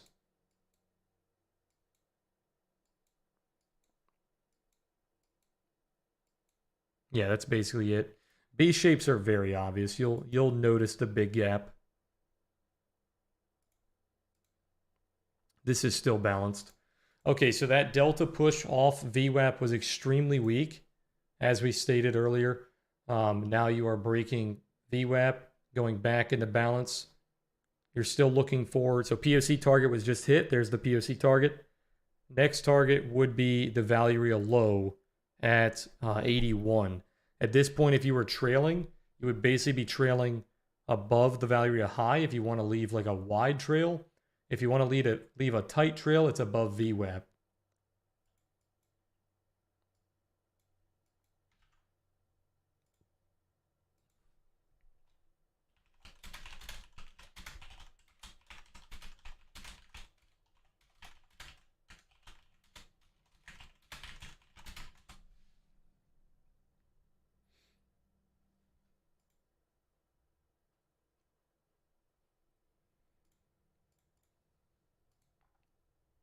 Very strong negative delta. I think that's the strongest all day. Let me see what the open was. Yep, the open was like negative 2,000. So we are breaking that already. This is the strongest bear pressure we have seen all day. Very strong. Negative 2,700 now.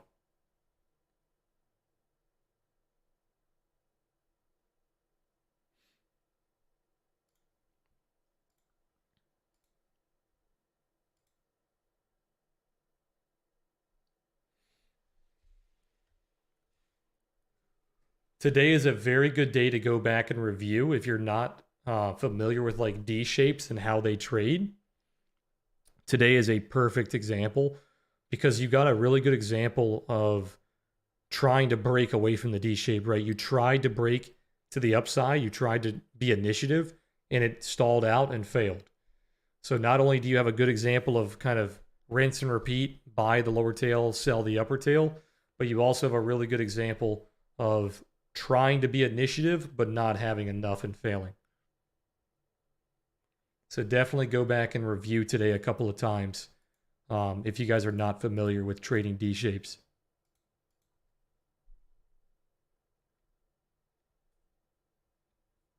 I will say they had me fooled for a little bit there.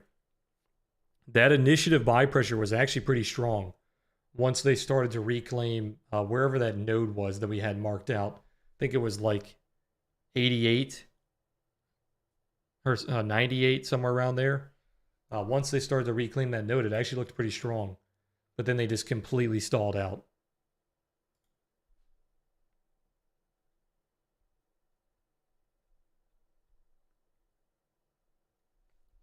Yes, they will talk about stuff like this in the Mind Over Markets book.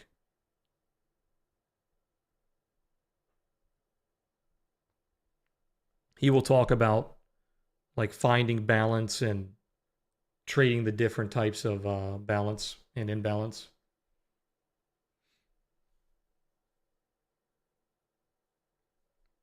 Yes, we are still technically an inside day. We are still technically trading inside Friday's profile.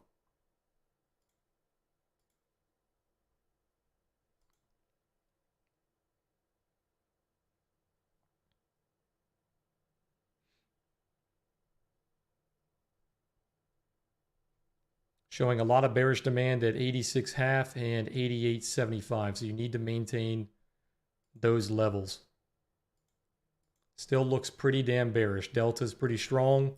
As long as you maintain below those two little nodes there, looks pretty bearish. Where are we at now? Value area low coming up at 81.25. I'm saying D. There is no V shape. D as in dog. V as in Victor does not exist in the profile type.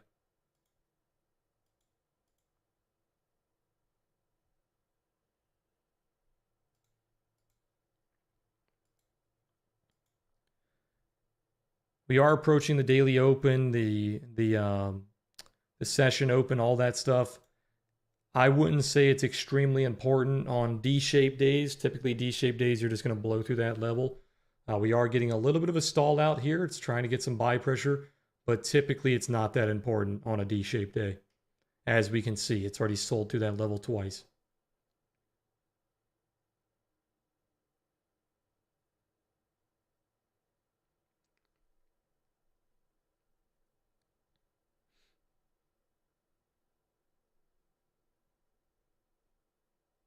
Still no sign of a bounce. You're approaching the value area low, so you could get front run by a little bit. This is Friday's POC, so it could be a little bit of support, excuse me, at 82, but very likely going to go down to 81 quarter here.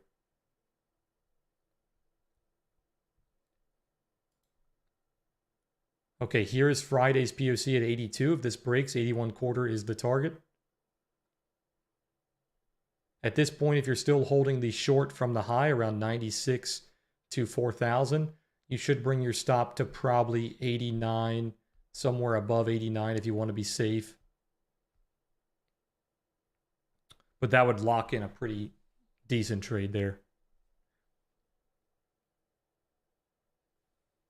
Oh, sorry guys, I didn't realize you weren't looking at my footprint. Here is the footprint.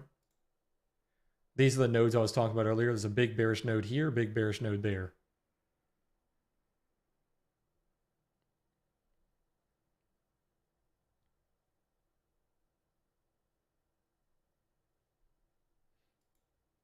Okay, 81 quarter coming up. This is the level we've been looking for.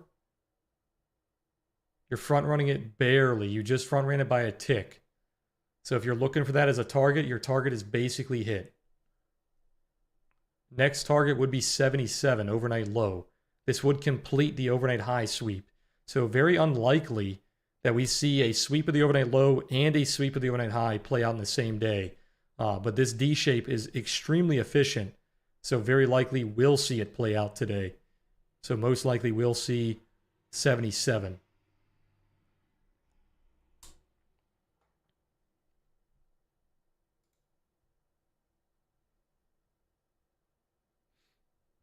There's 81 quarter, so your target has been hit. At this point, you should be bringing your stop to probably above 87, above the 5-minute candle.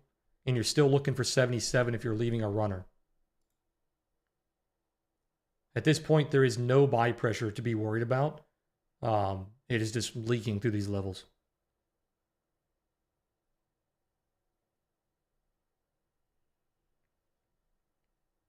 And this is what I mean by having a D shape ignore the daily open. D shapes do not usually care about daily opens. So if you're trading a responsive D shape like this, very likely you want to ignore the daily open, session open, all that jazz. It does not care for the most part. Now, if you're seeing reactions at that level, it's a different story, right? We're not really seeing reactions at that level. It's already broken through that level 5-6 times. So trading is very, very dependent on dozens of variables, right? It's not cut and dry. But statistically, I would say you can ignore the daily open in a case like this.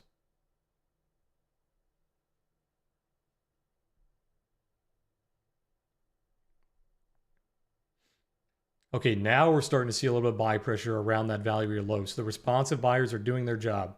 The responsive buyers are supposed to buy the lower tail. You should still see 77 if it wants to be extremely efficient here. You don't have to, but it should. If it starts to hold above 87, I would probably ignore that overnight low.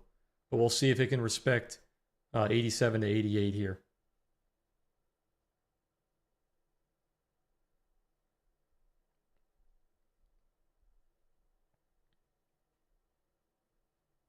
Okay, buy pressure instantly failed.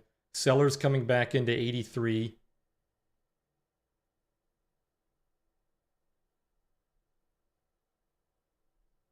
I was referring to both in that case. Daily open and session open. If I say daily, I mean the actual day, the cash. If I mean the session, I'll say the session, the full session.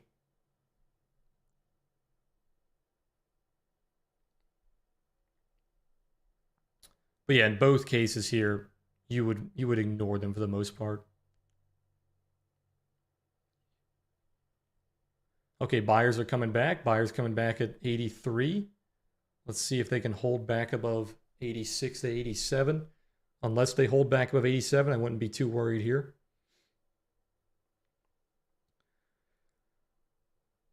What's funny is I said earlier we don't have a single imbalance on the 30-minute chart, right? And then the next candle, we just put in 3 imbalances on the 30-minute chart. Negative 1200, negative 1100, and negative 1400. 1400 is at 86, 1100 at 92, 1200 at 94.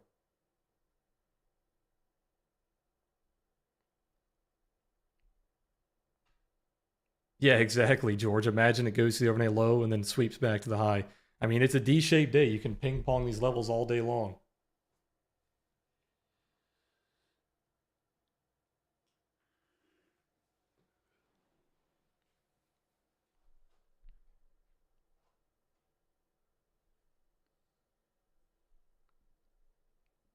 Okay, here comes the retest. We'll see how it reacts around 86 to 88. If it wants to go for the overnight low, it has to instantly sell this level.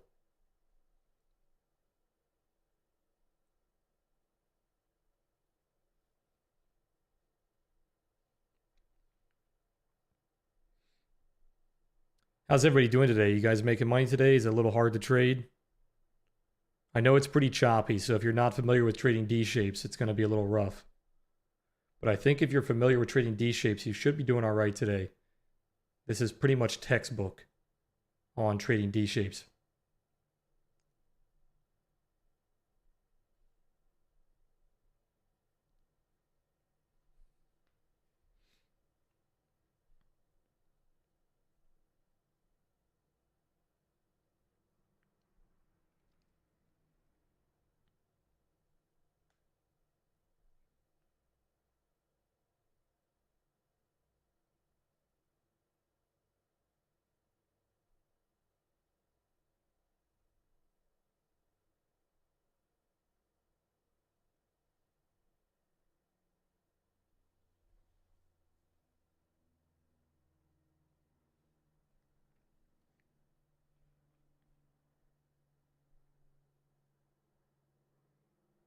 You're 3 out of 3 on the day. You caught 15 points 2 times, or with two contracts. Nice.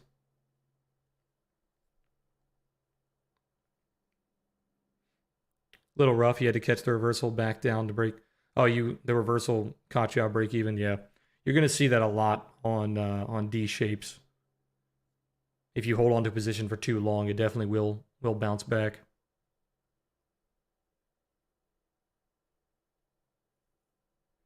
Okay, we shift to the POC from the session back down here. You do see some buy pressure on 85, but that's not high enough. You really wanted to see 87 to 88. So if we don't see that buy pressure, I would say the bears are still in control for now. This candle is about to close in 10 seconds. Once this candle closes, watch the opening confirmation. The opening confirmation is very key here. If the opening confirmation of the next candle shoots up to 87, 88, you're possibly getting bullish here. Opening confirmation seems to be bearish.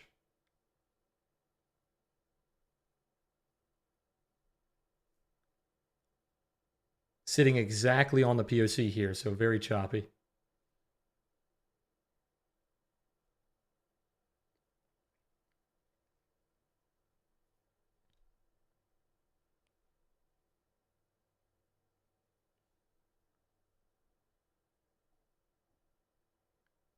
Hey, Ronald, I appreciate that. Yeah, I think it just comes with experience, man. I think once you've read the market thousands of times, it just becomes a routine. You start to cut out a lot of the emotional side of it. So once again, we're pushing up to 85 here. We are not seeing that buy confirmation at 86, 87. As long as it holds below 87 here, you're leaning slightly bearish. Okay, here's the little test. We'll see how it tests right here. You should see an immediate sell pressure at 87, excuse me. Possibly, where's that node? At 89. You could possibly wick to 89. but you do not want to see any buy nodes above like 87, 89 here. If you're being a responsive buyer down on the value or low, you like what you're seeing here.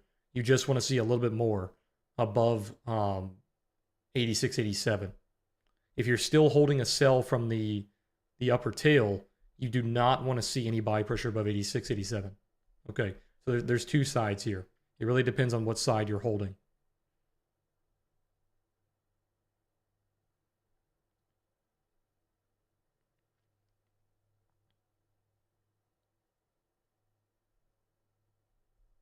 If you did take the buy at 81 around the value or low, unless you start holding above 87, 89 here, you could probably take profit for that quick little scalp.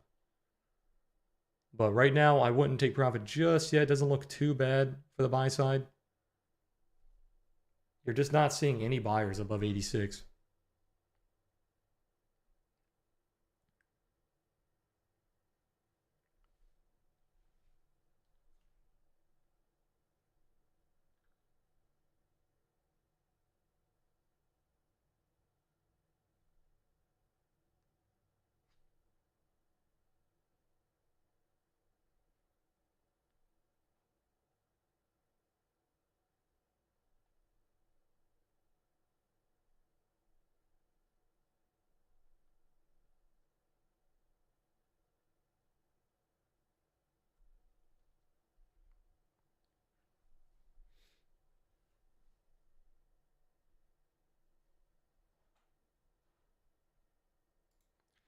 Cumulative delta is definitely leaning bearish.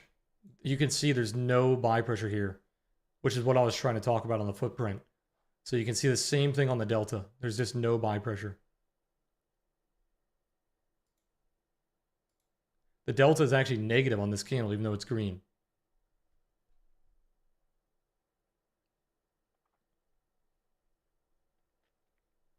You can tell the market wants to be efficient. It wants to go down to 77. That's why you have this pressure here.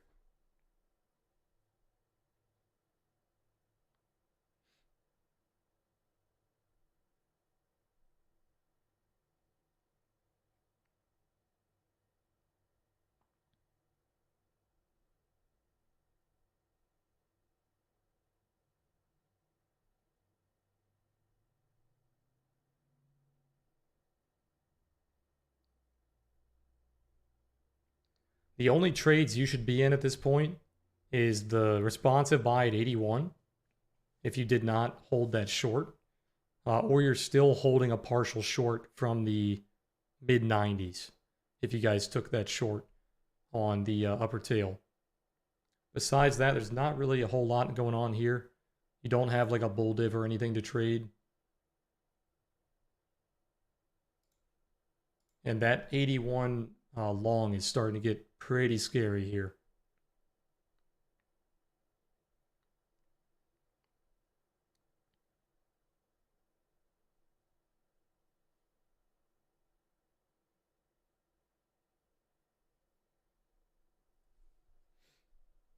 You can see you're starting to build up a little bearish demand zone here on these three little nodes.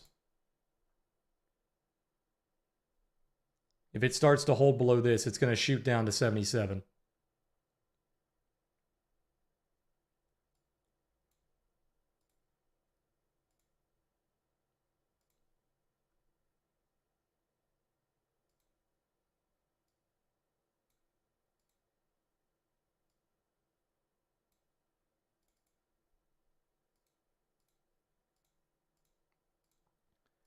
So 81 right there is the value of your low. There's the buy pressure coming in. Let's see if you can hold above 87 to 89. These are the two bearish nodes. The bearish node at 86 half, 87, and then 89.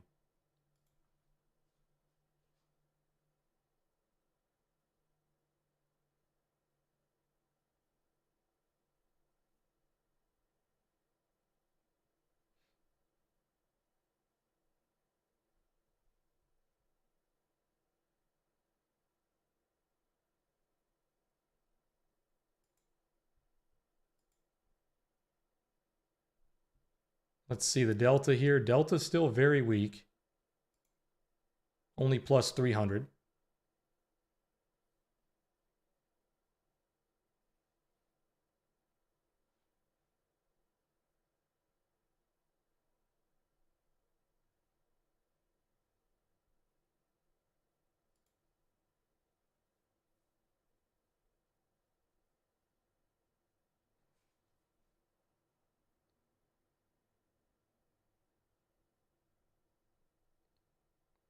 Nice hold on 87 so far. You do have a little bit of a wall at 87 even.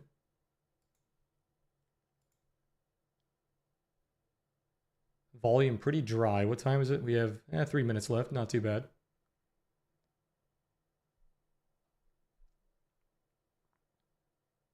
Okay, very key test here. If it starts to fail 88 to 89, this very well could be a trap. But if it acts like this level is not here, this candle will be very easy to retrace. You can see there's basically no value above 89. So if it does start breaking 89, this whole candle up to like 96 is very easy to retrace, which goes all the way back to the value rate high. So basically this candle is the value rate high. So once you break this 89, you could retrace. Look at the reaction. It did not like that node. Instantly sold that node. That is not what you wanted to see if you were a buyer. Now it needs to fully respect this 83 level, or you're going to blow right down to 77. First reaction, definitely not what you wanted to see. You did build some value, but they're getting trapped almost immediately.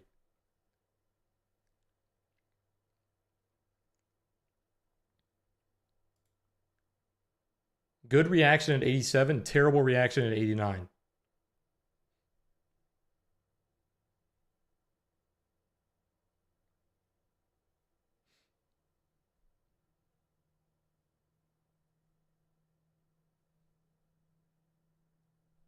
Is the euro pumping? Let's see.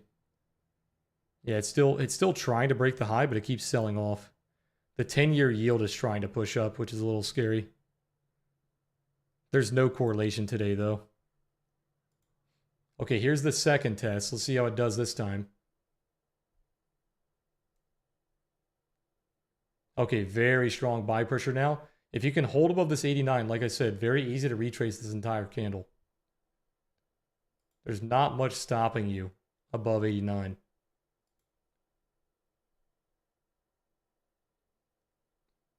At this point, you would be trailed out. There you go. There's the push. So if you were holding that short, you would have got trailed out once it started to break above 87.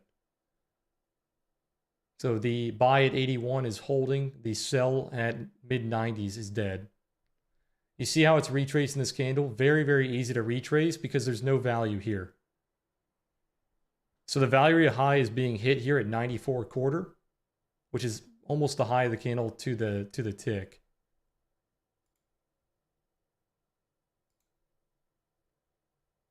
There you go. So that candle has been retraced.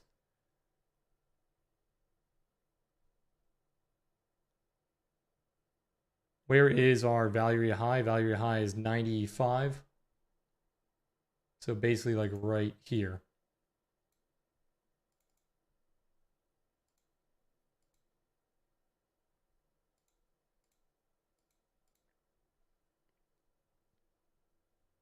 So responsive buyers on the lower tail doing a great job. 81 holding. If you guys took that 81, you should be out of that already. Basically hit the value rate high, hit the overnight high. The only target you would have left really is high day. If you're going to leave a runner, you could look for high day, but unlikely. Look at the delta there, 2,000 on that candle.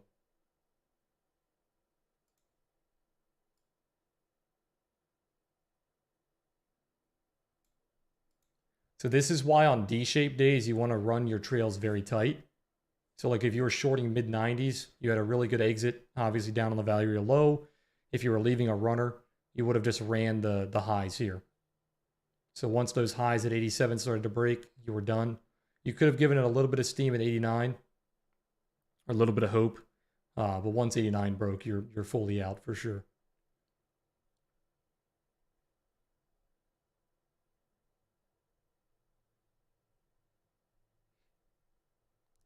Very nice candle here, starting to build value above the value high. If you can hold value above the high, we could look for that initiative move like we looked for earlier. So last time it didn't have enough steam above the value high and then above 4,000. We'll see if it does here. Beautiful 1 minute pivot at 81 as well for you guys that were buying the low. 1 minute buy, 3 minute buy, 15-minute buy, no 5 minute.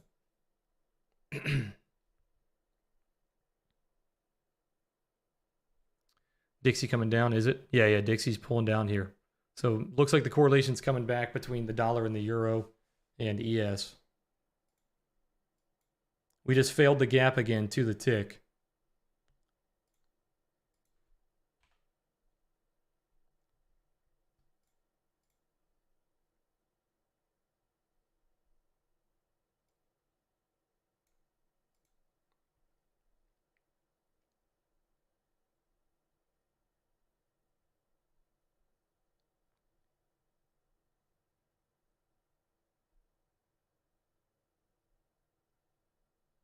Who are you talking to, Spec Ops?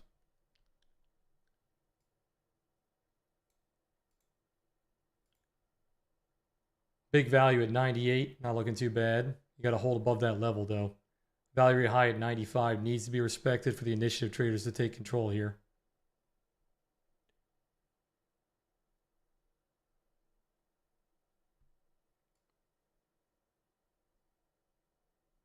Yeah, there is a Fed talk going on right now. So he's definitely supporting it. That candle that pumped right there was basically his speech.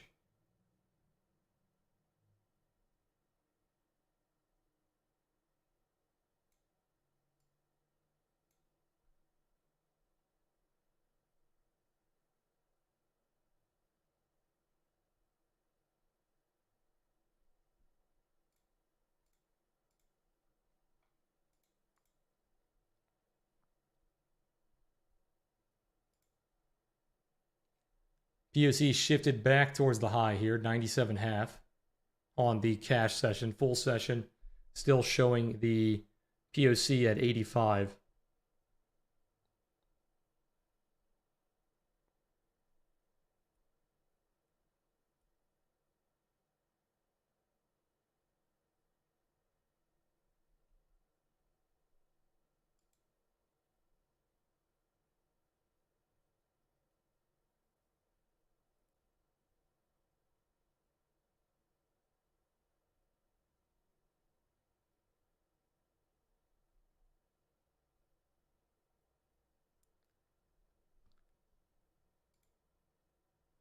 New lows on the dollar. I think that's...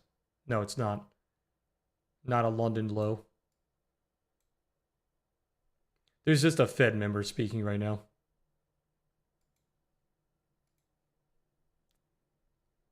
It's the older blonde lady, I think.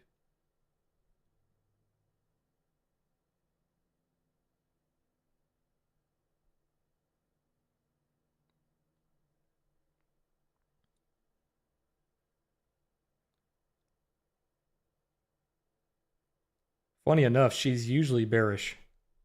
Almost every time she speaks, the market goes down, but looks like it's the opposite today.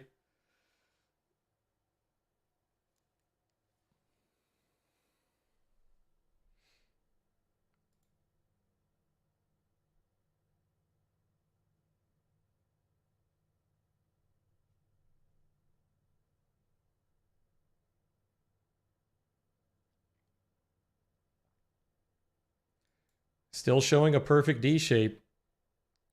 Value area high still holding.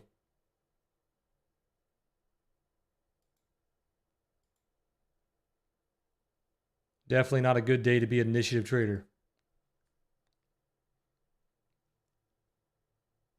You can see they tried to initiate a move here. Big value above the value area high, nothing above it. Couldn't close strong, no opening confirmation. Basically everything you'd look for to be initiative you did not see there.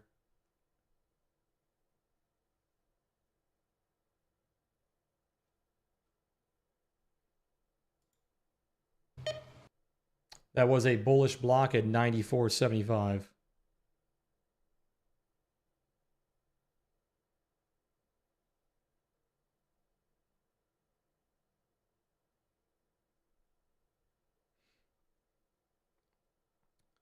They are holding the value area high. That's a good sign. Big buyers coming in at 94.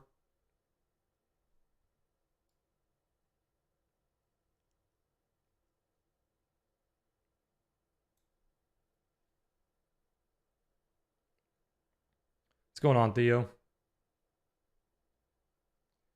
Big value at 94 still holding. Let's see if we can get back above this 98 here. It really does not like 4,000. We failed 4,000 like 6 times today.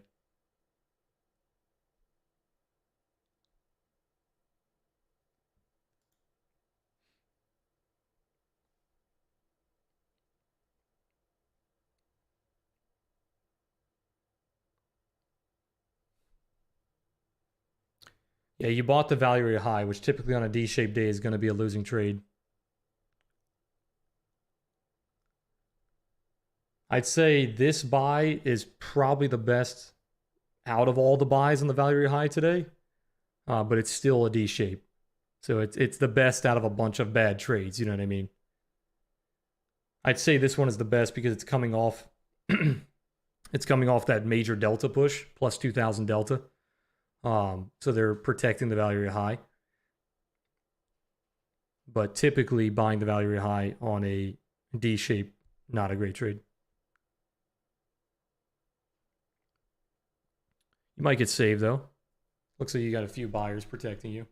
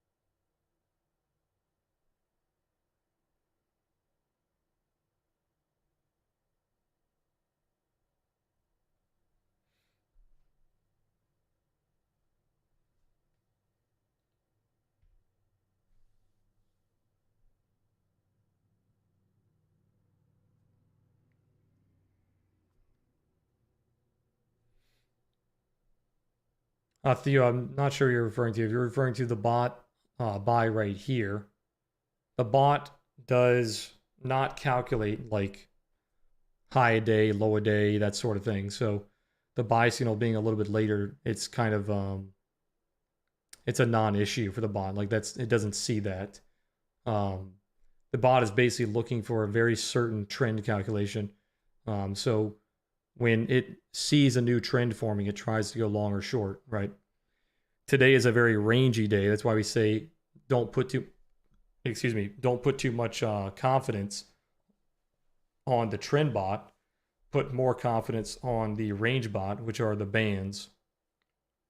Typically during wide D shapes or imbalances like a P shape, lowercase b, that sort of thing, you can put more emphasis, more confidence on the trend bot.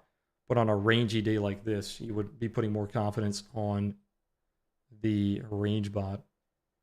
But I know you're new here, so it's going to be a little confusing. But if you stick around for a few streams, I'm sure you'll get the hang of it.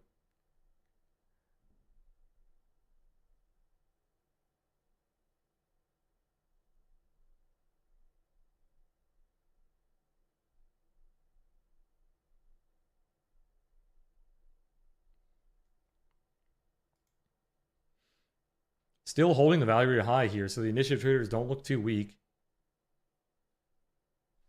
Look at ZN. What's ZN doing? Oh yeah, it's pumping off the lows.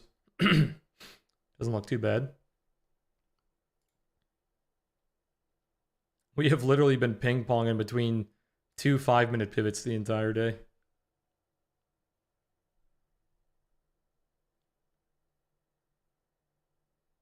There you go. Big push off the value area high here. So we're definitely starting to look like an initiative move. Failing 4,000 again. If we can hold above 4,000, very likely should get that 4,009 to 4,012. the poor high of Friday. At this point, if you're holding any longs, you'd be trailing below the value high, basically. You could give it a little bit of room down to like 92, but probably not necessary.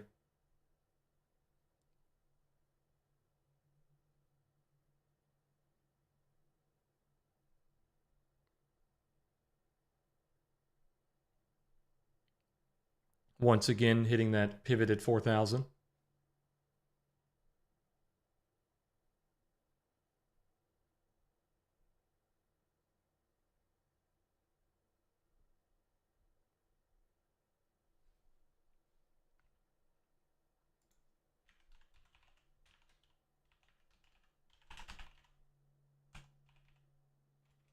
That is my business email if you need to email me about anything.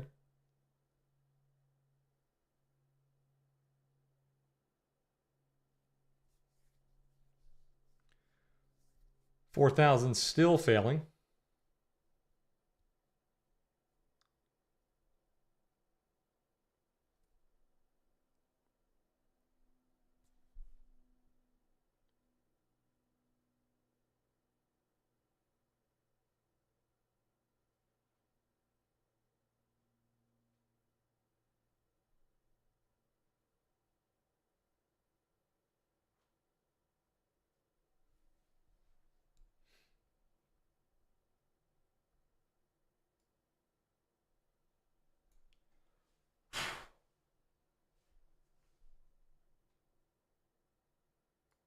This is a great example of what we talked about on the second video of the footprint series. Let me send you a screenshot here.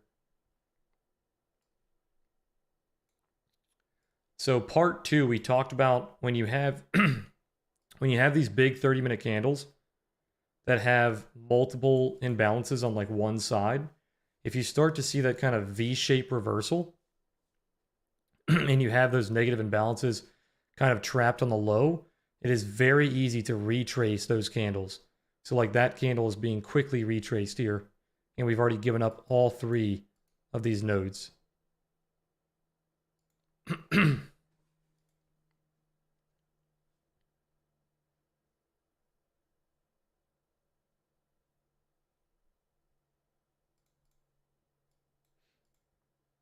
We're still looking for the poor high to be repaired on Friday, which would lead us up to 10 or 12. Excuse me. But we need to see that initiative buy pressure maintain above 4,000, which it currently does not doing. It keeps failing 4,000.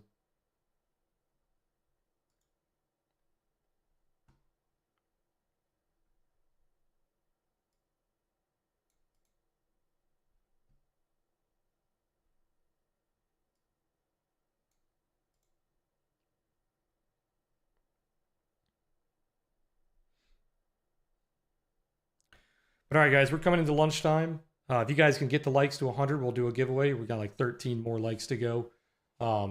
If you guys have not participated in one of our giveaways before, all we do is we do a random generator based on who's in chat. And all you need to win is a TradingView username. And you can pick between the bot, the Momo, the trading suite. And I give you guys trial access to play around with the indicator. So let me go ahead and get that set up. I'm assuming you guys are going to hit 100 here. Either way, you guys are close enough. I appreciate the support, guys. Appreciate you guys being here.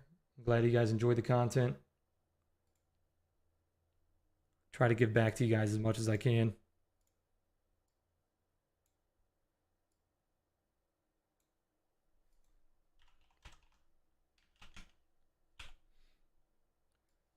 All right. Let me hide my screen really quick. So if you guys want to participate, all you have to do is type in giveaway, all lowercase. You just have to be subscribed to the channel, and then make sure you have a TradingView username.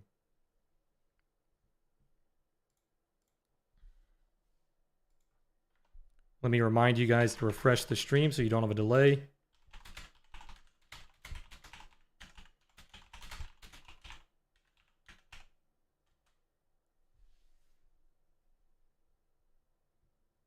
If you guys are heading out before the giveaway, I appreciate you guys being here. I will be streaming tomorrow at 9:30 in the morning as always. So make sure to come back, and I'll see you guys then. If you guys are hanging out for the giveaway, we'll go ahead and roll it in probably about 2-3 minutes. Make sure if you guys win the giveaway, you do have your TradingView name ready and which indicator you would like to test. If you're not ready, I'm going to re-roll.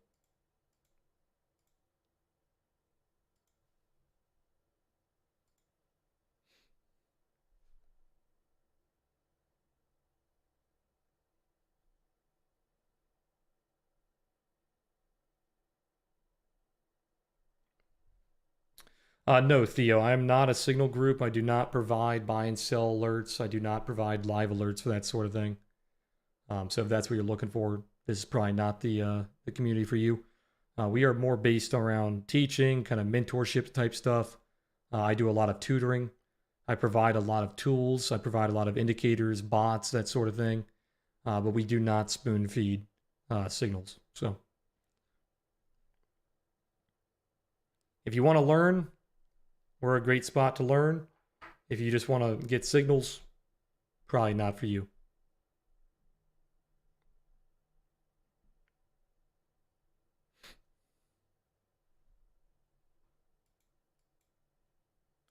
Okay, once again, seeing no buy pressure above 4,000, and we are pulling back into the value high. So balance is maintaining.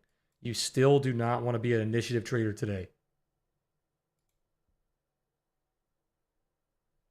We talked about this during our trade plan, and this is what we mean by responsive. You want to be responsive. You want to be a seller on the upper tail. You want to be a buyer on the lower tail. You do not want to be inverse. You do not want to be a buyer on the upper tail looking for breakouts. You do not want to be a seller on the lower tail looking for breakouts to the downside. Until the market tells you, right? The market is not telling you because we are failing to hold value above 4,000.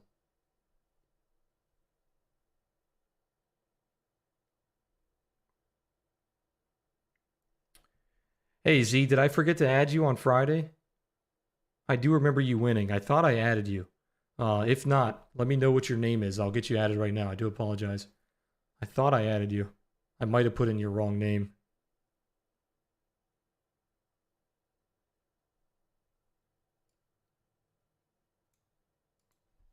Here, let me see if I added you. That's my mistake if I didn't. What did you want? You wanted the bot, right? I think I remember. Let me see here. Yeah, it says you're added. It says you're good to go. Let me check the other ones. Yeah, you're good to go. So what you have to do is sometimes you have to like fully refresh TradingView, like close it down, make sure you're saved, and then just reopen it. And then go to your indicators and go to invite only, and they'll be in there.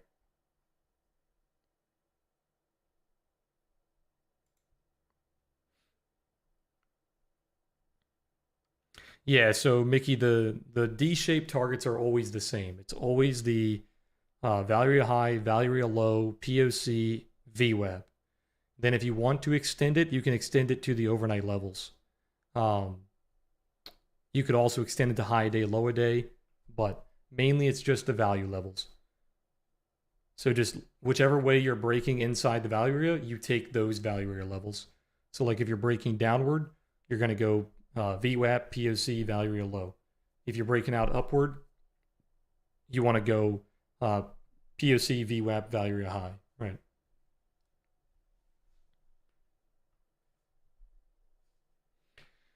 Okay, let me double check the giveaway here. I've only got about 20 of you guys added, so if you guys want to get added, just go ahead and type in giveaway all lowercase. Make sure it's all lowercase or it's not going to add you. I'll give you guys one more minute, then we're going to go ahead and roll it.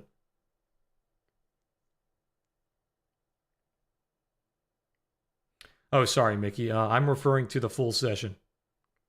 The full session value levels is what I use. You can use the cash session, but it's going to be a smaller trade. So like if you're going for like micro scalping, you can use the cash session. But usually I use the full session.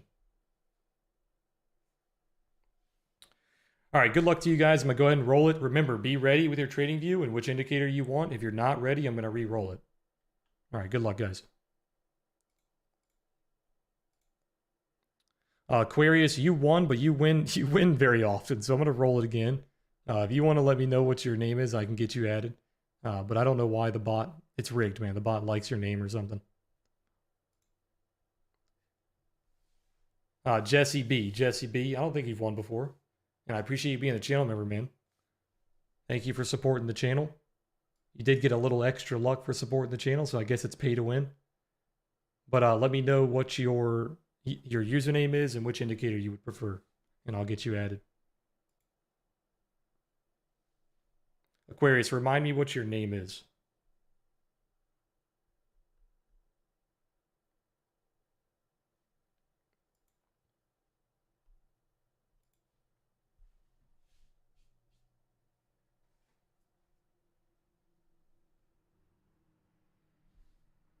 I got you, Aquarius.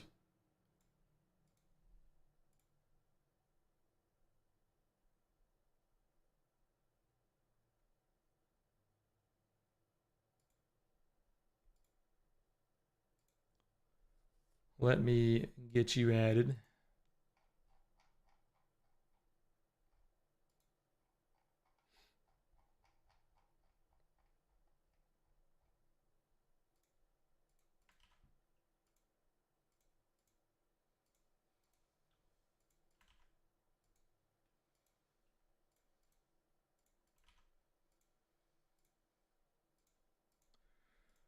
Okay, you should be good to go, Aquarius. Yeah, I got you, Jesse. Which indicator would you like to try?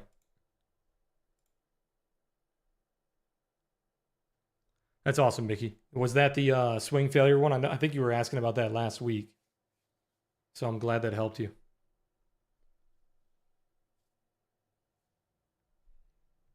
You want to try the bot? I got you. Let me get you added here.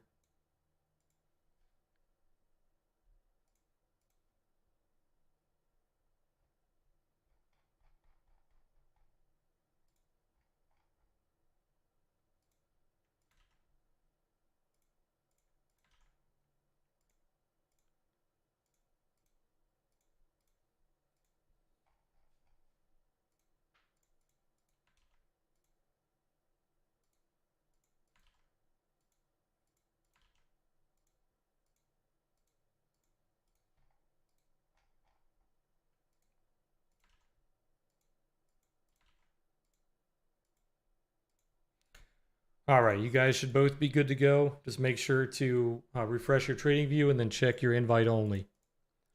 Hey, Donald, I appreciate you joining the membership on YouTube. Thank you for supporting the channel, man. But all right, guys, I'm going to head out. If you guys are in Discord, I'll be hanging out there for the rest of the day. So just head over to the trading floor. I'll see you guys there. If you guys are not in the Discord, I will catch you guys tomorrow at 9:30 in the morning. So I'll see you guys there. Have a good rest of your day. Catch you guys tomorrow.